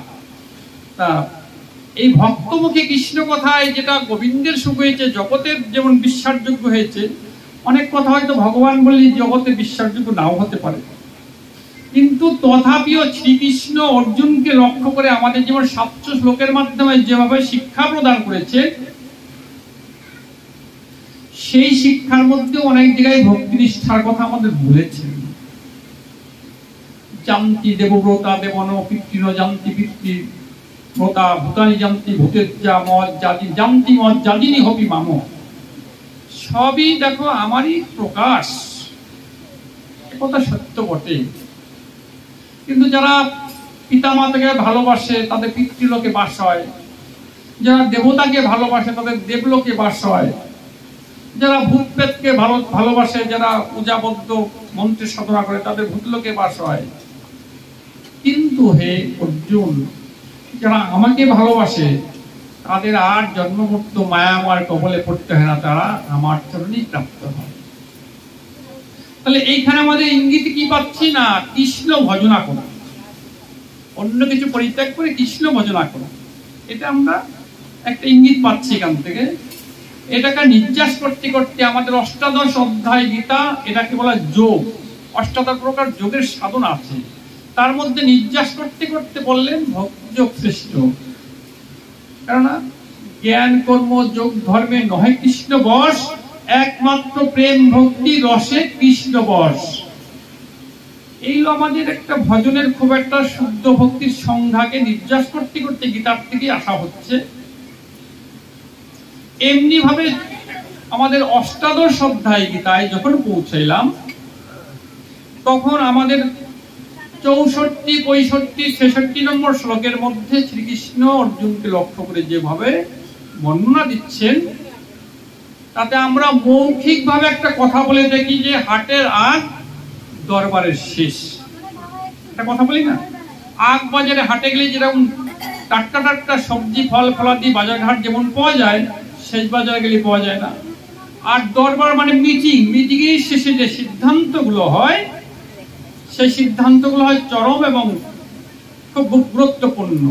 তাই বলে হাটের আগ দরবারের শেষ। তা আমাদের গীতা শ্রীকৃষ্ণকে অর্জুনকে লক্ষ্য করে যে সমস্ত তথ্য আমাদের জানালেন, যে শিক্ষামূলক কথা বললেন, যে উপদেশগুলো দিলেন, তার 18 অধ্যায়ে 64, 65, 66 নম্বর শ্লোকের মধ্যে সিদ্ধান্ত নিরূপণ করেছেন। এত যোগ, এত ধ্যান, এত জ্ঞান, এত কিছু আমাদের এই কর্ম অত জীব সংসার মায়াবদ্ধ জীবের পক্ষে করা কিছুই সম্ভব নয়। কি বলে, সর্বগুচ্ছ তমঙ্ঘ শ্রীনমে পরমঙ্গতি ইষ্ট শিবেদ্রীতি তত বক্ষামিতি হিতম। হে অর্জুন, আমি তোমাকে গুজ্জাতি গুজ্জতম কথা বলছি, তুই শ্রবণ করো। এত কথা বলে আসলেন পূর্বে, এখনো গুজ্জ কথা শ্রীকৃষ্ণের বলা হয় নাই। এখনো শ্রীকৃষ্ণের গুজ্জ কথা অর্জুনের কাছে বলেন নাই। কি গুজ্জ কথা তোমার? গুজ্জ কথাটা কি বলো? তুমি তো কত কথা আমাকে জানাইলাম। এমনি মন্মন ভব মদ্ভক্ত মজ্জাজীবাং নমস্কুরু মামেবশ্বাসী শৈত্যতে প্রতিজানে প্রিয় হসিমে।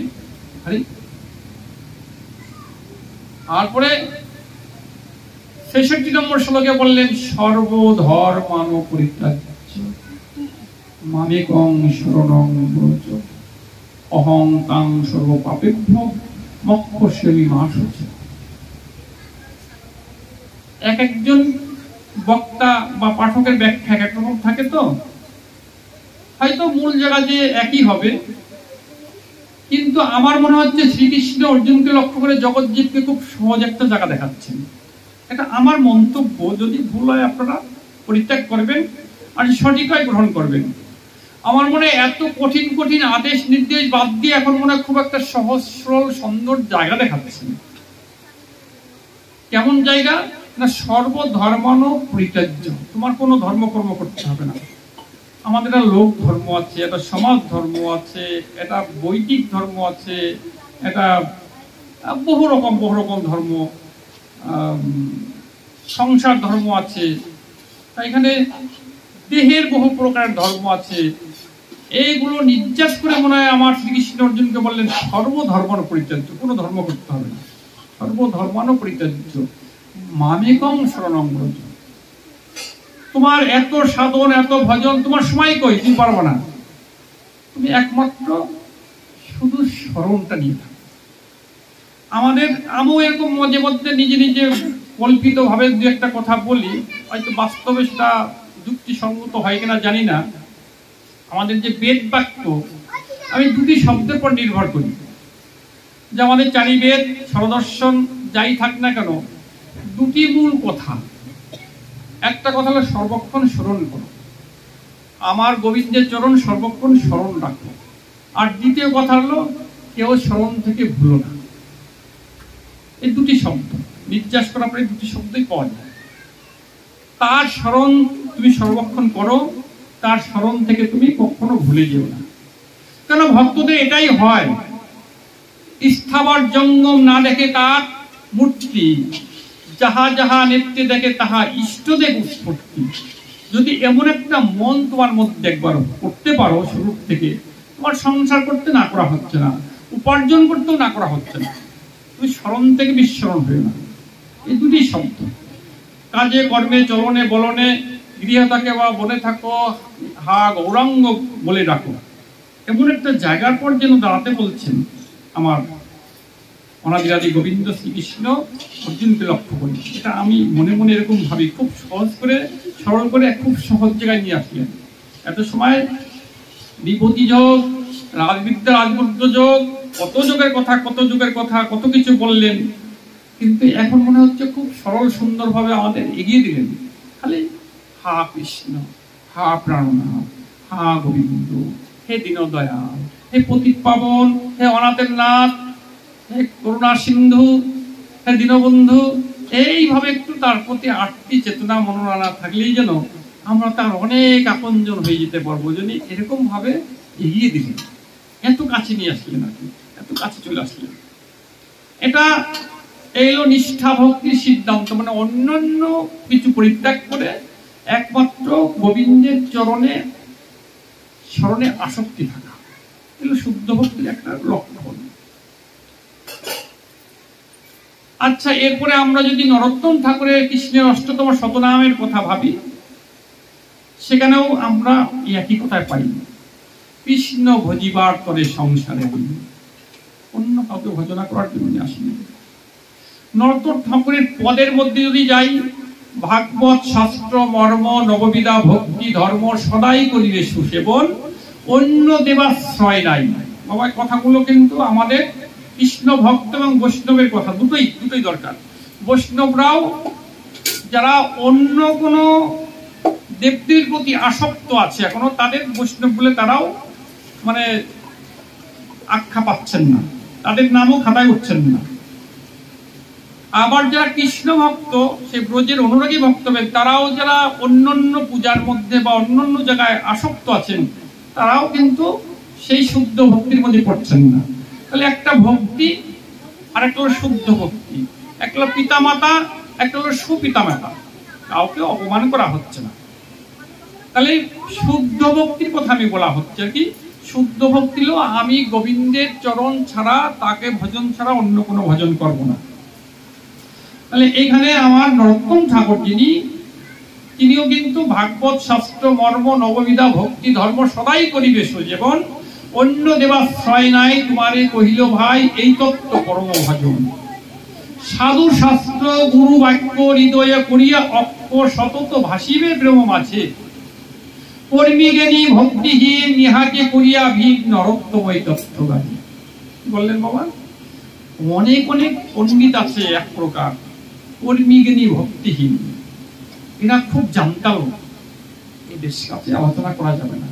এদের পাশে গিয়েছে হরিকথা বলার, কখনো শ্রবণও করা যাবে না, কখনো বলাও যাবে না। এরা জগৎ জানতা।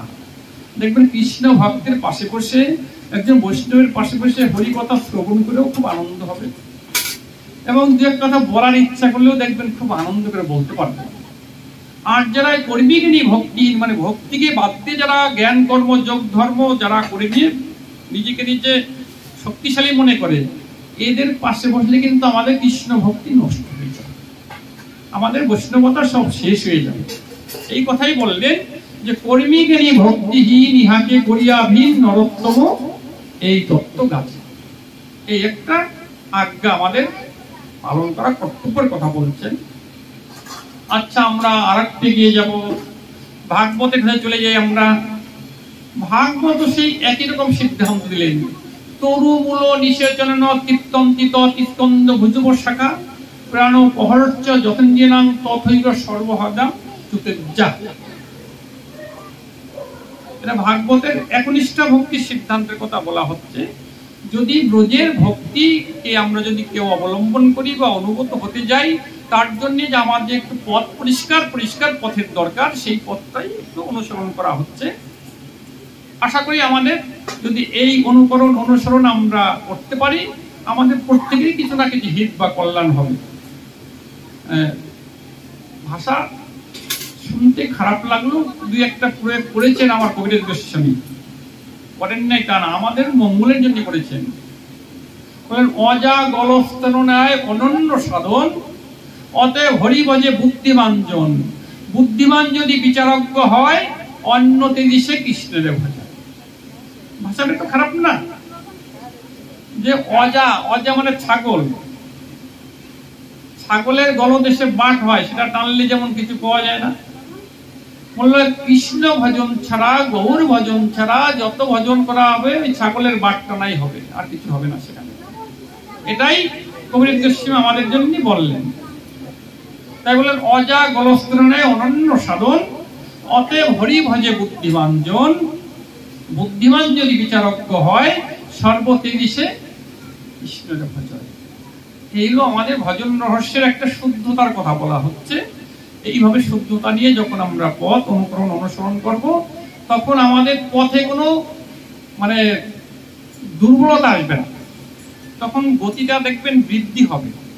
আর যখন এদিক ওদিকের থেকে আবার রশি ধরে টানাটানি করবে, তখন এটা করলাম না, এটা না করলে মনে হয় আমার সংসার ভেঙে যায় নাকি, এটা না করলে আমার ব্যবসা কি ক্ষতি হয়ে যায়, এটা না করলে কি আমার এই দোতলাটা কি হওয়া বন্ধ হয়ে যাবে, এরকম যদি কিছু টান থেকে যায়, তাহলে বাবা এই কৃষ্ণ ভজন করা বা এই পথ অবলম্বন করে এই ভক্তির সন্ধানের মধ্যে যে মহাপ্রভুর যে মানে প্রেমামৃত বন্যার প্লাবিত বন্যা কৃপা সুদা সরিদ যস্য বিশ্বমপ্লাবয়ন্তপি, তিনি যে একেবারে প্লাবিত সেই 2000 সালের বন্যার মতো সারা জগৎকে প্লাবিত করার জন্য যে প্রেম ও বন্যা এনেছেন, এটাকে যদি পান করা বা আস্বাদন করার যদি একটু প্রেরণা জাগে, তাহলে একটু সদাচারী হতে হবে, শুদ্ধাচারী হতে হবে।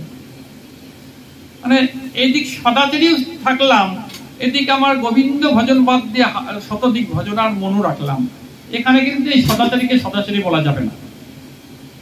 ভুল বলছি না তো? মানে যদি আমি ছুটাছুটি ভজনার মধ্যে থাকি, আমি খুব শুদ্ধ আহার করছি, শুদ্ধ চলাফেরা করছি, শৌচ কর্মটর্ম সবকিছু ভালো করছি, কিন্তু আমার মতেরও কোনো ঠিক নাই, শত মত নিয়ে আছি, 12 মাসে 13 পার্বণ নিয়ে আছি, এখানে শুদ্ধ ভক্তির মধ্যে তিনি পড়ছেন না, কৃষ্ণ সেবা এখানেও হচ্ছে না। আমি এটা প্রামাণিক ভাবেই বলবো সামনে দিয়ে।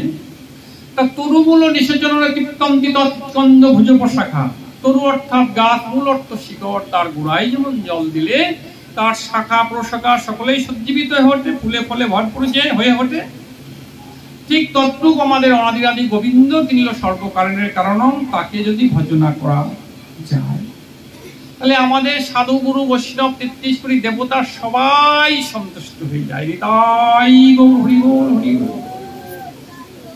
তাহলে আমরা একজনকে ভজনা করব না শত সহস্র লক্ষ কোটি জনকে ভজনা করব? আমরা যা শুনি আমাদের যা দেবতা আছে, যদি আমি একজনকে দেবতাকে যদি প্রত্যেকদিন সন্তুষ্ট করি, তাহলে আমার জীবনে যে পরমায়ু আছে তাতে কি সব দেবতাকে সন্তুষ্ট করতে পারবো তো আমি? আর যদি একজনকে যদি ভজনা করলে জগৎ দেবতা জগৎ গুরু সকলেই সন্তুষ্ট হয়ে যায়, তাহলে এইটা ভালো তো? তাহলে এই ভালোটা আমাদের করা কর্তব্য তো।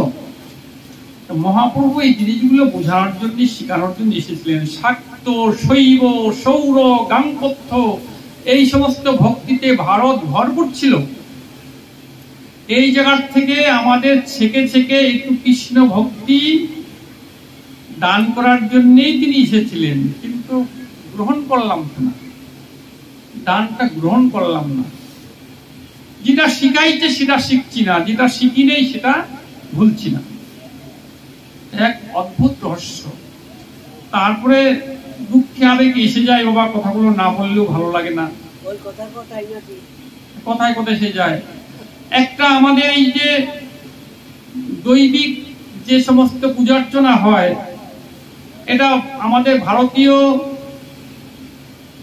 যে সনাতন ধর্ম বৈদিক শাস্ত্র সভ্যতার মতে হয়তো বাবা একটু বিচার করবেন তো, যার যার হৃদয়ের মধ্যে। বিচার চাচ্ছি না আপনাদের কাছে, আপনারা যার যার কাছে প্রশ্ন করবেন। ভারতীয় সনাতনী বৈদিক সভ্যতায় হয়তো এগুলো যে কোনো গ্রামে গঞ্জে শহরে পশ্চিম বাংলায় বা ভারতবর্ষে। তারপর আর একটা নতুন সভ্যতা শুরু হয়েছে জানেন তো, শ্মশানে গেলে পরে 2-10 হাজার টাকার মদ লাগে, সাধারণ একটা লোক মারা গেলে পরে। হয়তো জানি না, আমার মতো লোক যখন দেহ রাখবে তখন সাধুগুরু বৈষ্ণবরা যদি কোনোভাবে আমাকে তো কিছু করে তো ভালো কথা, আগুনেই পোড়াক, জলেই ভাসাক, আর মাটির তলায় সমাধি করুক, সেটা কোনো বিষয় না। কিন্তু একটু সাধারণ লোক যদি দেহ রাখে তাদের অবস্থা কি হয়? শ্মশানে গিয়ে তাদের যদি মদ কত কিছু প্রয়োজন হয়। এটা কি আমাদের ভারতীয় কোনো সভ্যতার মধ্যে আছে? এটা কোনো আমাদের কোনো সনাতনী সভ্যতার মধ্যে আছে? এগুলো বাবা এই অনাচার। এখানে পুজো দিয়ে 1000 লোক খাওয়াবো, কোনো হরি কথা কৃষ্ণ কথার গন্ধ নাই। তারপরে দেবদেবী বিসর্জনের সময় অখাদ্য কুখাদ্য খাবো, এগুলো ভারতীয় মানে বৈদিক সভ্যতা তো এগুলো আমাদের? বলবো কোথায়? এগুলো বলার অধিকার কাউকেই দেয় নাই আমাদের। তা আমরা আপন আপন জন বলে কিছু আলোচনা করছি, এগুলো আমরা যে কোনো সবাই যে বলতে পারবো না, এই অধিকার দেয় না। কিন্তু একটা জায়গায় আমি শুনেছিলাম, আমি একটা মুসলমানদের ঝলসায় গিয়েছিলাম আর কি। ঝলসায় যাওয়ার পরে সেই সবাই যে সবাত্ব পালন করছেন, অর্থাৎ মৌলানা সাহেব, তিনি বলছেন যিনি 5 ওয়াক্ত নামাজ জানেন না, যিনি রোজা করেন না, যিনি কোরআন শরীফের আয়াত জানেন না, তাকে আমি কোনো ইসলামী ভাই বলে তাকে স্বীকৃতি দেব না। কিন্তু আমি যদি এখানে, আমাকে তো এরকম কোনো অধিকার দেয় নাই যে আমরা হিন্দু, আমরা গীতা শাস্ত্র 2-10টা শ্লোক যারা না জানি তারা আমরা হিন্দু ভাই বলে স্বীকৃতি দেব না। গীতা তো আমরা লাল কাপড় দিয়ে পেঁচিয়ে রাখার জন্য ঘরে রেখে দেই শুধু, আর মরার পরে একটু বুকে ছোঁয়াইতে হবে, তাহলে স্বর্গে চলে যাবে। এই তো আমাদের গীতার ধর্ম, এই তো গীতাকে মানি আর জানি। গীতা জানি, গীতা মানি না। তাহলে গীতার যে সিদ্ধান্তগুলো যদি আমরা একটু হৃদয়ে ধারণ পোষণ করি, তাহলে আমাদের সনাতন ধর্ম দিন দিন সূর্যের মতো আলোকিত হয়ে উঠত। কিন্তু সনাতনী বৈদিক সভ্যতা মুনি ঋষিদের বাক্য এখন আমরা অনেকেই পরিত্যাগ করে চলার চেষ্টা করছি, তাই আমাদের এখন দিন দিন একটা অধঃপতনের দিকে চলছি আমরা। আমি মনে করি বা আমি এখানে অনুরোধ করব সবাইকে, আমাদের এই ভারতীয় সভ্যতা, এই সনাতনী সভ্যতা, এই বৈদিক সভ্যতা যাতে আমাদের সন্তানের মধ্যে জেগে ওঠে, এর জন্য তো পিতামাতাই দায়ী, এর জন্য তো আমরাই দায়ী। তাহলে আমরা নিজেকে নিজে দায়বদ্ধ হয়ে যদি আমরা একটু সচেতন হই। আমি এখানে কোনো কে তৃণমূল করছেন, কে বিজেপি করছেন, কে সিপিএম করছেন, কে কংগ্রেস করছেন, তার কাছে কোনো অনুরোধ করছি না। আপনারা যে কোনো দল করতে পারেন, যে কোনো দল করতে পারেন, এটা রাজনৈতিক কোনো সভা নয়। আমি মনে করি যে ভারতীয় যে সভ্যতা, ভারতীয় যে পোশাক পরিচ্ছদ ছিল আমাদের, সাদা পোশাক, ধুতি পাঞ্জাবি, এগুলো কোথায় চলে গেল আমাদের? 30 বছর আগেও আমি দেখছি এই দেশের ভারতীয় মুসলমানরা ধুতি পাঞ্জাবি পরে। এটা কোনো গল্পের কথা না, কোনো মিথ্যা কথাও নয়। আজকে হিন্দুরা সেগুলো ভুলে গেছি, মুসলমানরা ভুলে গেছে, ঠিক আছে, তাদের একটা নামাজ পড়তে গেলে একটা লুঙ্গি লাগে, একটা পাঞ্জাবি লাগে, একটা টুপি লাগে, তারা পড়ছে পড়ুক বাবা, তাতে আমার কোনো দুঃখ নাই। কিন্তু হিন্দুরা এই পাঞ্জাবি, লুঙ্গি আর কণ্ঠেতে মালা ধারণ নাই, এগুলো আমরা কোথা থেকে পেলাম নতুন করে? 30 বছর আগে এই ভারতে আমি এগুলো ভালো প্রচলন ছিল, কিন্তু আমরা এই 30 বছরের মধ্যে সব ভুলে গেছি। এই অসভ্যতার মধ্যে, অসভ্য একটা পরিবেশের মধ্যে যেন আমরা মানে প্রবেশ করছি। এর থেকে সংস্কার হওয়া আমাদের সকলেরই কর্তব্য। একা একা কেউ পারবো না। আমরা সবাই যদি ভাবি যে না, আমরা দেবদেবীর পুজো করছে, যারা কৃষ্ণ বা গুরুচরণ আশ্রয় করেন নাই, কৃষ্ণ মন্ত্র পান নাই, কৃষ্ণ সেবার অধিকার পান নাই, তারা দেবদেবীর পুজো করছে, সেখানে আপত্তিও করা হচ্ছে না। কিন্তু আপত্তি করা হচ্ছে না, বুঝানো যেতে পারে।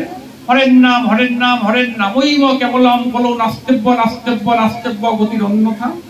এই কলির যুগের অন্য কিছু করলে কোনো গতি হবে না, এ কথা কোনো বোঝানো যেতে পারে। তবে নিষেধ করবো না, তুমি সরস্বতী পুজো করো না, সরস্বতী পুজো করো, ভক্তি শ্রদ্ধা ভাবে করো।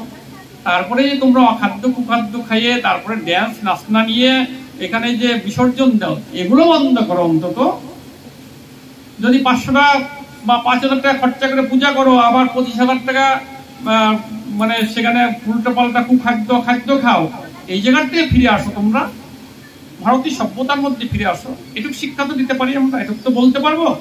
তাহলে এটা বিভিন্ন জায়গায় কিন্তু এই প্রচলনটা এখন এই জন্য একটা বৈদিক সভ্যতার মধ্যে পরিচালন হয়ে যাচ্ছে। অখাদ্য কুখাদ্য খাওয়া, অখাদ্য কুখাদ্য খেয়ে বিসর্জন দেওয়া দেবতাদের, এগুলো আছে তো আমাদের? এগুলো এমন একটা জায়গায় পৌঁছাচ্ছে, এইগুলো কলির কলস হওয়া, এর থেকে রক্ষা আমরা কেউ পাবো না। জীবাণু যেমন এই যে কি রোগ হয়েছিল না 19 সালে, করোনা ভাইরাস। এখন কেউ যদি মনে করেন আমি তো কৃষ্ণ ভক্তি চলবো, কিন্তু করোনা ভাইরাসের মতো আপনাকে আরে তিলক কেটেছিস দেখে এই বয়সে তিলক কাটে নাকি, গলায় মালা নিয়ে দিয়ে যাবা, ও তুই নিরামিষ খাস, কত অসভ্যতা তাচ্ছিল্য করা আমাদের মধ্যে এগুলো শুরু হয়ে গেছে। আমাদের বাবা এই কথাই বলতে যাচ্ছিলাম আর কি। এটা আমাদের বিধর্মীরা আমাদের বিরুদ্ধে এরকম করে না, আমাদের স্বধর্মীরা এরকম করে আমাদের জন্য। এই কথাই বলতে যাচ্ছিলাম, সেই কথাটা মুখের কথাটা বলে দিল বাবা। যাই হোক, তা এই জায়গা থেকে আমরা কি করে সংস্কার হয়ে আমাদের ভারতীয় বা বৈদিক সভ্যতার মধ্যে ফিরে আসবো, এগুলো নিজেকে নিজে কল্পনা করে বা মহাজনরাও ভালো ভালো বৈষ্ণব কবিরাও চিন্তা করছে, করা যাচ্ছে না।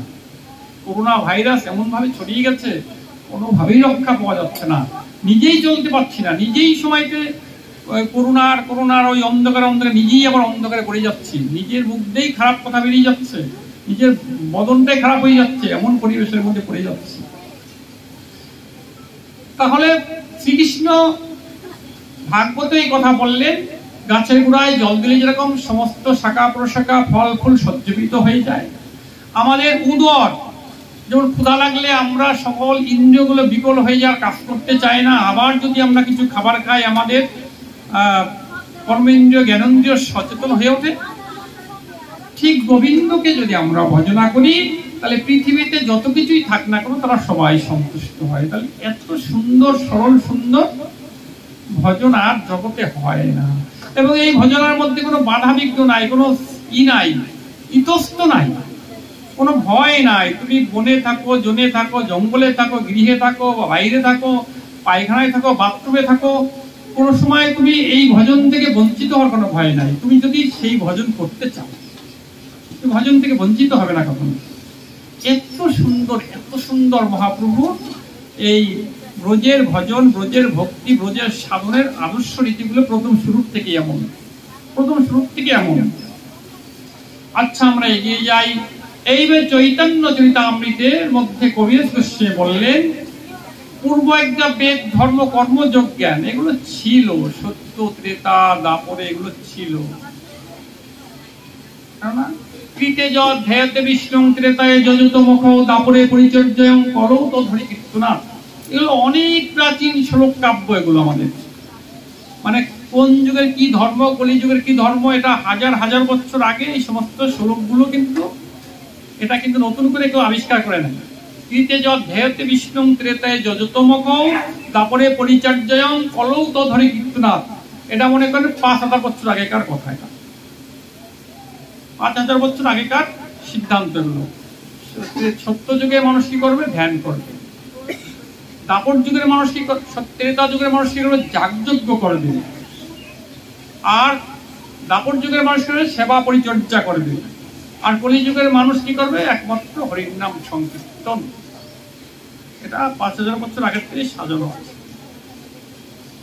তাহলে এই সমস্ত মূল জায়গা থেকে আমরা সবাই যেন এই হরিকথা কৃষ্ণ কথা আমাদের একটা মানে এটা যদি সাইড কোনো বিষয় এরকম মনে হয়, এটাকে নিমন্ত্রণ করে বাড়ি বাড়ি যে এই করে মাইক দিয়ে প্রচার করেও সেখানে শতাধিক ভক্ত জোগাড় করা খুব দুঃসাধ্য হয়ে যায়।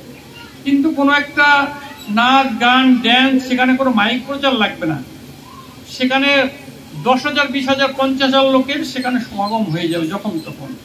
এটাই কলির দূষণ। এখান থেকে রক্ষা পেতে পারছি না কেউ।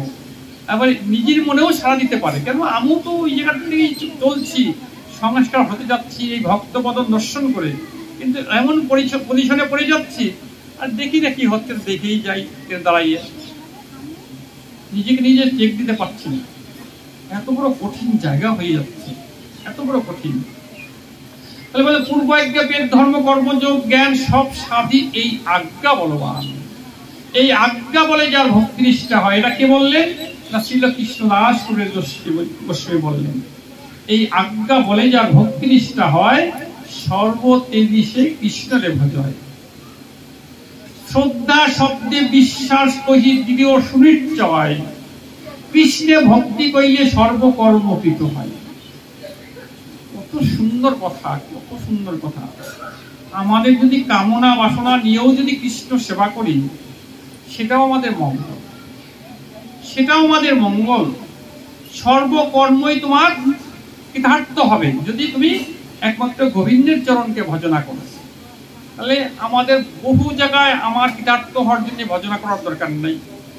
এই জায়গাগুলো সংস্কার করাটার নাম হলো শুদ্ধ ভক্তির সংজ্ঞা বলা হয়। একে শুদ্ধ ভক্তির পথে অনুসরণ করা হচ্ছে। এইবার বললেন এইভাবে যারা এগিয়ে চলতে পারবে সেই ভক্তকে এবার 3 ভাগে বিভক্ত করলেন। কিভাবে? বলে শ্রদ্ধাবান জন হয় ভক্তের অধিকারী, উত্তম মধ্যম কনিষ্ঠ শ্রদ্ধা অনুসারী। বলে আমার ভক্ত 3টে শ্রেণীতে বিভক্ত, একটা উত্তম, একটা মধ্যম, একটা কনিষ্ঠ। বলে তাহলে কনিষ্ঠ যারা, তারা কি কোনোদিনও মধ্যম উত্তম হবে না? বলছে একেবারে নিশ্চিন্তে থাকুন, ভক্তের খাতায় যার নাম পড়ে গেছে সেও একদিন উত্তম হয়েই যাবে। সে আর এই কনিষ্ঠও থাকবে না, মধ্যমও থাকবে না, তিনি হবেনই উত্তম ভক্ত। এটাও পরিষ্কার বললেন।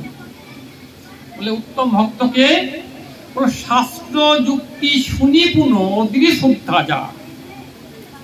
শাস্ত্র যুক্তি কাকে বলা হয়? এই শাস্ত্র থেকে গীতার কথা বলা হলো, ভাগবতের কথা বলা হলো, নরোত্তম ঠাকুরের কথা বলা হলো, চৈতন্য চরিতামৃতের কথা বলা হলো, বেদের সার কথা বলা হলো, বেদ শাস্ত্র উপদেশে কৃষ্ণের এক সম্বন্ধ। 33 কোটি দেবতা বললেন শেষ পর্যন্ত সম্বন্ধ করতে হয় গোবিন্দের সাথে করতে।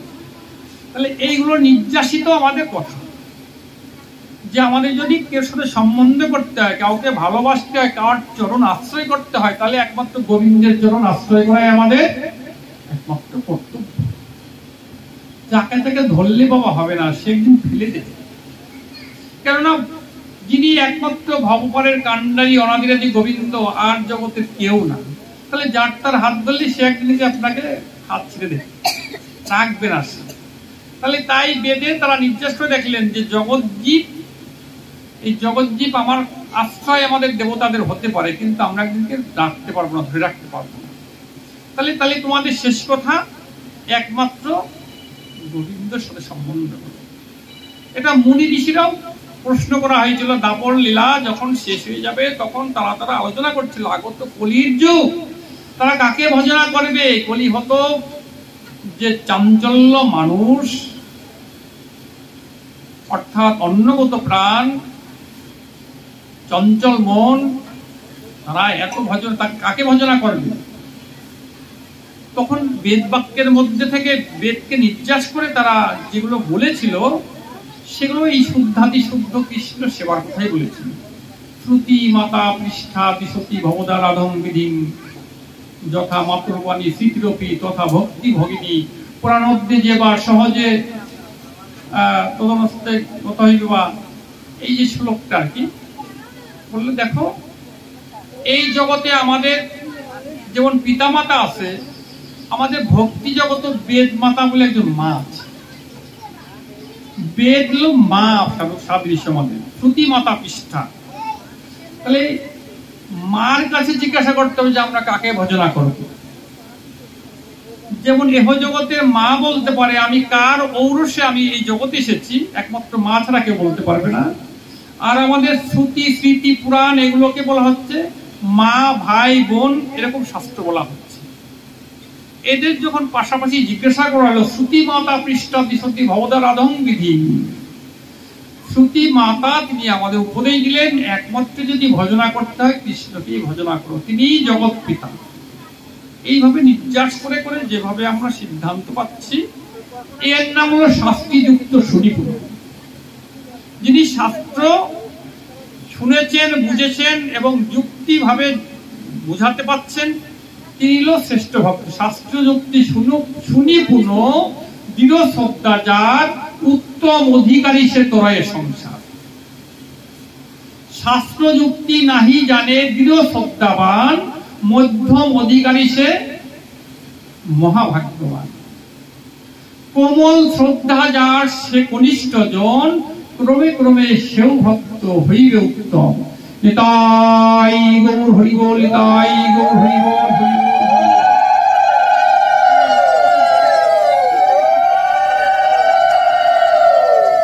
বাবা হরি কথা তো কৃষ্ণ কথা অনন্ত অসীম, কোটি সমুদ্রের ন্যায় গম্ভীর। শুরু ঘাটতে করা যেতে পারে, সমাপ্ত কিন্তু ভক্তরা না করলে করা যাচ্ছে না। বিশ্রাম করবো না আরো আলোচনা হবে? ভক্তরা বলুন।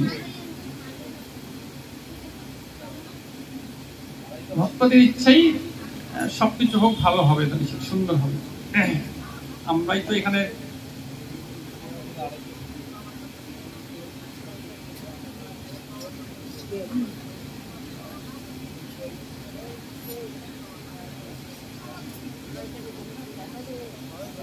এই আমার বললেন শুদ্ধ ভক্ত নির্যাস করতে গেলে 3 প্রকারে পরিণত হয়। এইবার আমার গৌর হরি কবিরাজ গোস্বামী আর বাবা বলে আর কেউ এসে যদি এখানে যারা পাঠ করেন তাদের বসান, তারা একটু বলুন। তাহলে 2-5 মিনিটের মধ্যে বিশ্রাম দিই। এই শুদ্ধ ভক্তির লক্ষণ দেখাতে দেখাতে কবিরাজ গোস্বামী এবারে একবার লাস্ট যে আমাদের সিদ্ধান্ত, সেই সিদ্ধান্তে পৌঁছাচ্ছে। কি পৌঁছা গেল? ব্রজের ভজন আপনি গুরু আশ্রয় করে জেনেছেন। বাবা এই জায়গাটা খুব আমাদের একটা গুরুত্বপূর্ণ জায়গা। এই মতো 10 দিন প্রয়োগে রহিয়া রূপে শিক্ষা দিলেন শক্তি সঞ্চরিয়া, প্রভুকে শুনরূপ ভক্তি দশের রক্ষণ, সূত্র মাত্র কহি বিস্তার নাজয় বর্ণ, পারাবার সৈন্য গম্ভীর কৃষ্ণ ভক্তি দশ সিন্ধু, তোমারে চাখাইতে তার কহি রাখো বিন্দু। আমাদের যে ভক্তি সম্পদটা, এটা আমার গৌর হরি ভাবলেন এটা কার মধ্যে কিভাবে এটা সযত্নে এই রত্ন মণিরত্ন হীরা কাঞ্চন, এটা তো যেখানে সেখানে রাখা যাবে না। এই টাকা মণিরত্ন হীরা কাঞ্চন ভালো ভাণ্ড দিকে তো রাখতে হবে। সেই ভাণ্ডে রাখা যদি থাকে তাহলে এই জগতে বিতরণ করতে পারবে। তাহলে এটা দেখলেন যে উনি বহু ভক্তের সাথেই উঠা বসা করলেন, ওরা নিজের নিজস্ব পরিকর বিন্দুই ছিলেন। কিন্তু ব্রজের সম্পদ বৃন্দাবনের অপ্রাকৃত নবীন মদন কামবিষ কামগায়ত্রী যার উপশম, পুরুষ যশিত কিংবা স্থাবর জঙ্গম সর্বচিত্ত কর্ষক মন্নত মদন, যে বৃন্দাবনের অপ্রাকৃত নবীন মদনকে যে সাধনা করার যে কামবিষ কামগায়ত্রী, এটাকে অনাদি অনন্তকাল থেকে এই মন্ত্র আমাদের ছিল, কিন্তু এর ব্যবহার ছিল না। ব্রজের ভাবে যে ব্যবহার করা হয় এটাকে, এটা গুরুমুখ বিদ্যা, গুরুমুখ সমস্ত বিষয়। এটা ব্রজ ভাবে যেভাবে নির্যাস করে এখানে মানে ব্রজের সাধন করা হয়, ব্রজের ভজন করা হয়, এটা একমাত্র ব্রজবাসী গুরু ছাড়া কেউ জানেন না, কেউ জানেন না জগতে। হয়তো এই অষ্টাদশ অক্ষর মন্ত্র, 24.5 অক্ষর মন্ত্র অনেকেই জানেন বা অনেকে বই পড়েও শিখে থাকেন, কিন্তু এটাকে ব্রজের অনুগত ভাবে একে যেভাবে ভজন প্রণালী বিষয়, এটা কিন্তু জগতে সবাই জানেন। এটা রূপের মাধ্যমে যারা যারা এসেছেন,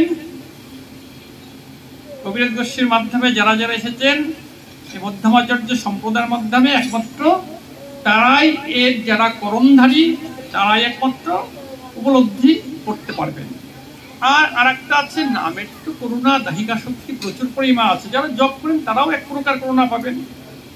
রণে বনে গণে কেবল মানে মনের দ্বারাই সাধনা করেন, কেবল সামর্থ্যের দ্বারাই সাধনা করেন। মনের দ্বারাও ব্রজে বাস করা যায়। নরোত্তম ঠাকুর মনের দ্বারাও ব্রজে বাস করেছে, সাধনার দ্বারাও ব্রজে বাস করেছে। যাই হোক, আমি নামে চলে আসছি আর কি। এই শুদ্ধ ভক্তির কথা বলতে গিয়ে বলেন, অন্য বাঞ্ছা অন্য পূজা ছাড়ি জ্ঞান কর্ম, আনুকূল্যে সর্ব ইন্দ্র কৃষ্ণ অনুশীলন। এই শুদ্ধ ভক্তি হইতে কৃষ্ণ প্রেম উৎপন্ন হয়, পঞ্চরাত্রে ভাগবতে এই কথা কয়। ভক্তি মুক্তি আদি বাঞ্ছা যদি মনে লয়, সাধন করিলেও প্রেম উৎপন্ন না হয়। এই হলো ভজনের একটা সুখ্যাতি জায়গার কথা বলা হচ্ছে, শুদ্ধ ভক্তির সংজ্ঞা। এইখানেই উনি একটা বিশ্রাম দিচ্ছেন আর কি, যে ভজনের সময় যদি তোমার সেই ভক্তি মুক্তি আদি বাঞ্ছা মানে পূর্বের কামনা বাসনা যদি জেগে ওঠে, তাহলেও তোমার ভজনে প্রেম ভক্তি সঞ্চারিত হবে না। এইগুলো শুদ্ধ ভক্তির লক্ষণ বললেন। এইখানে আজকের মতো হরিকথা কৃষ্ণ কথা বিশ্রাম রাখছি। এই হরিকথা কৃষ্ণ কথা বলতে আমার অনেক ভুল ত্রুটি হয়েছে। নিজ সন্তান জ্ঞানে ভাই জ্ঞানে আমাকে ক্ষমা করবেন, আশীর্বাদ করবেন। জন্ম জন্মান্তরের জন্য আপনাদের শুদ্ধ গৌর অনুরাগী কৃষ্ণরাগী ভক্তের চরণ পাশে যেন এই অধমের জায়গা হয়, এবং আপনাদের ভক্তের সম্মুখে যেন এই ভুয়াবদনে আমার গৌরগোবিন্দের লীলা কথা যেন পরিবেশন করতে পারি, এই আপনাদের চরণে ভিক্ষা প্রার্থনা করছি। চির প্রভুনাথ পদে যারাস, চৈতন্য চৈতামৃত কহে কৃষ্ণদাস। জয় জয় শ্রী শ্রী চৈতন্য চৈতামৃত প্রেমানন্দে নিতাই গৌর হরি হরি বল। জয় জয় সাধুগুরু বৈষ্ণব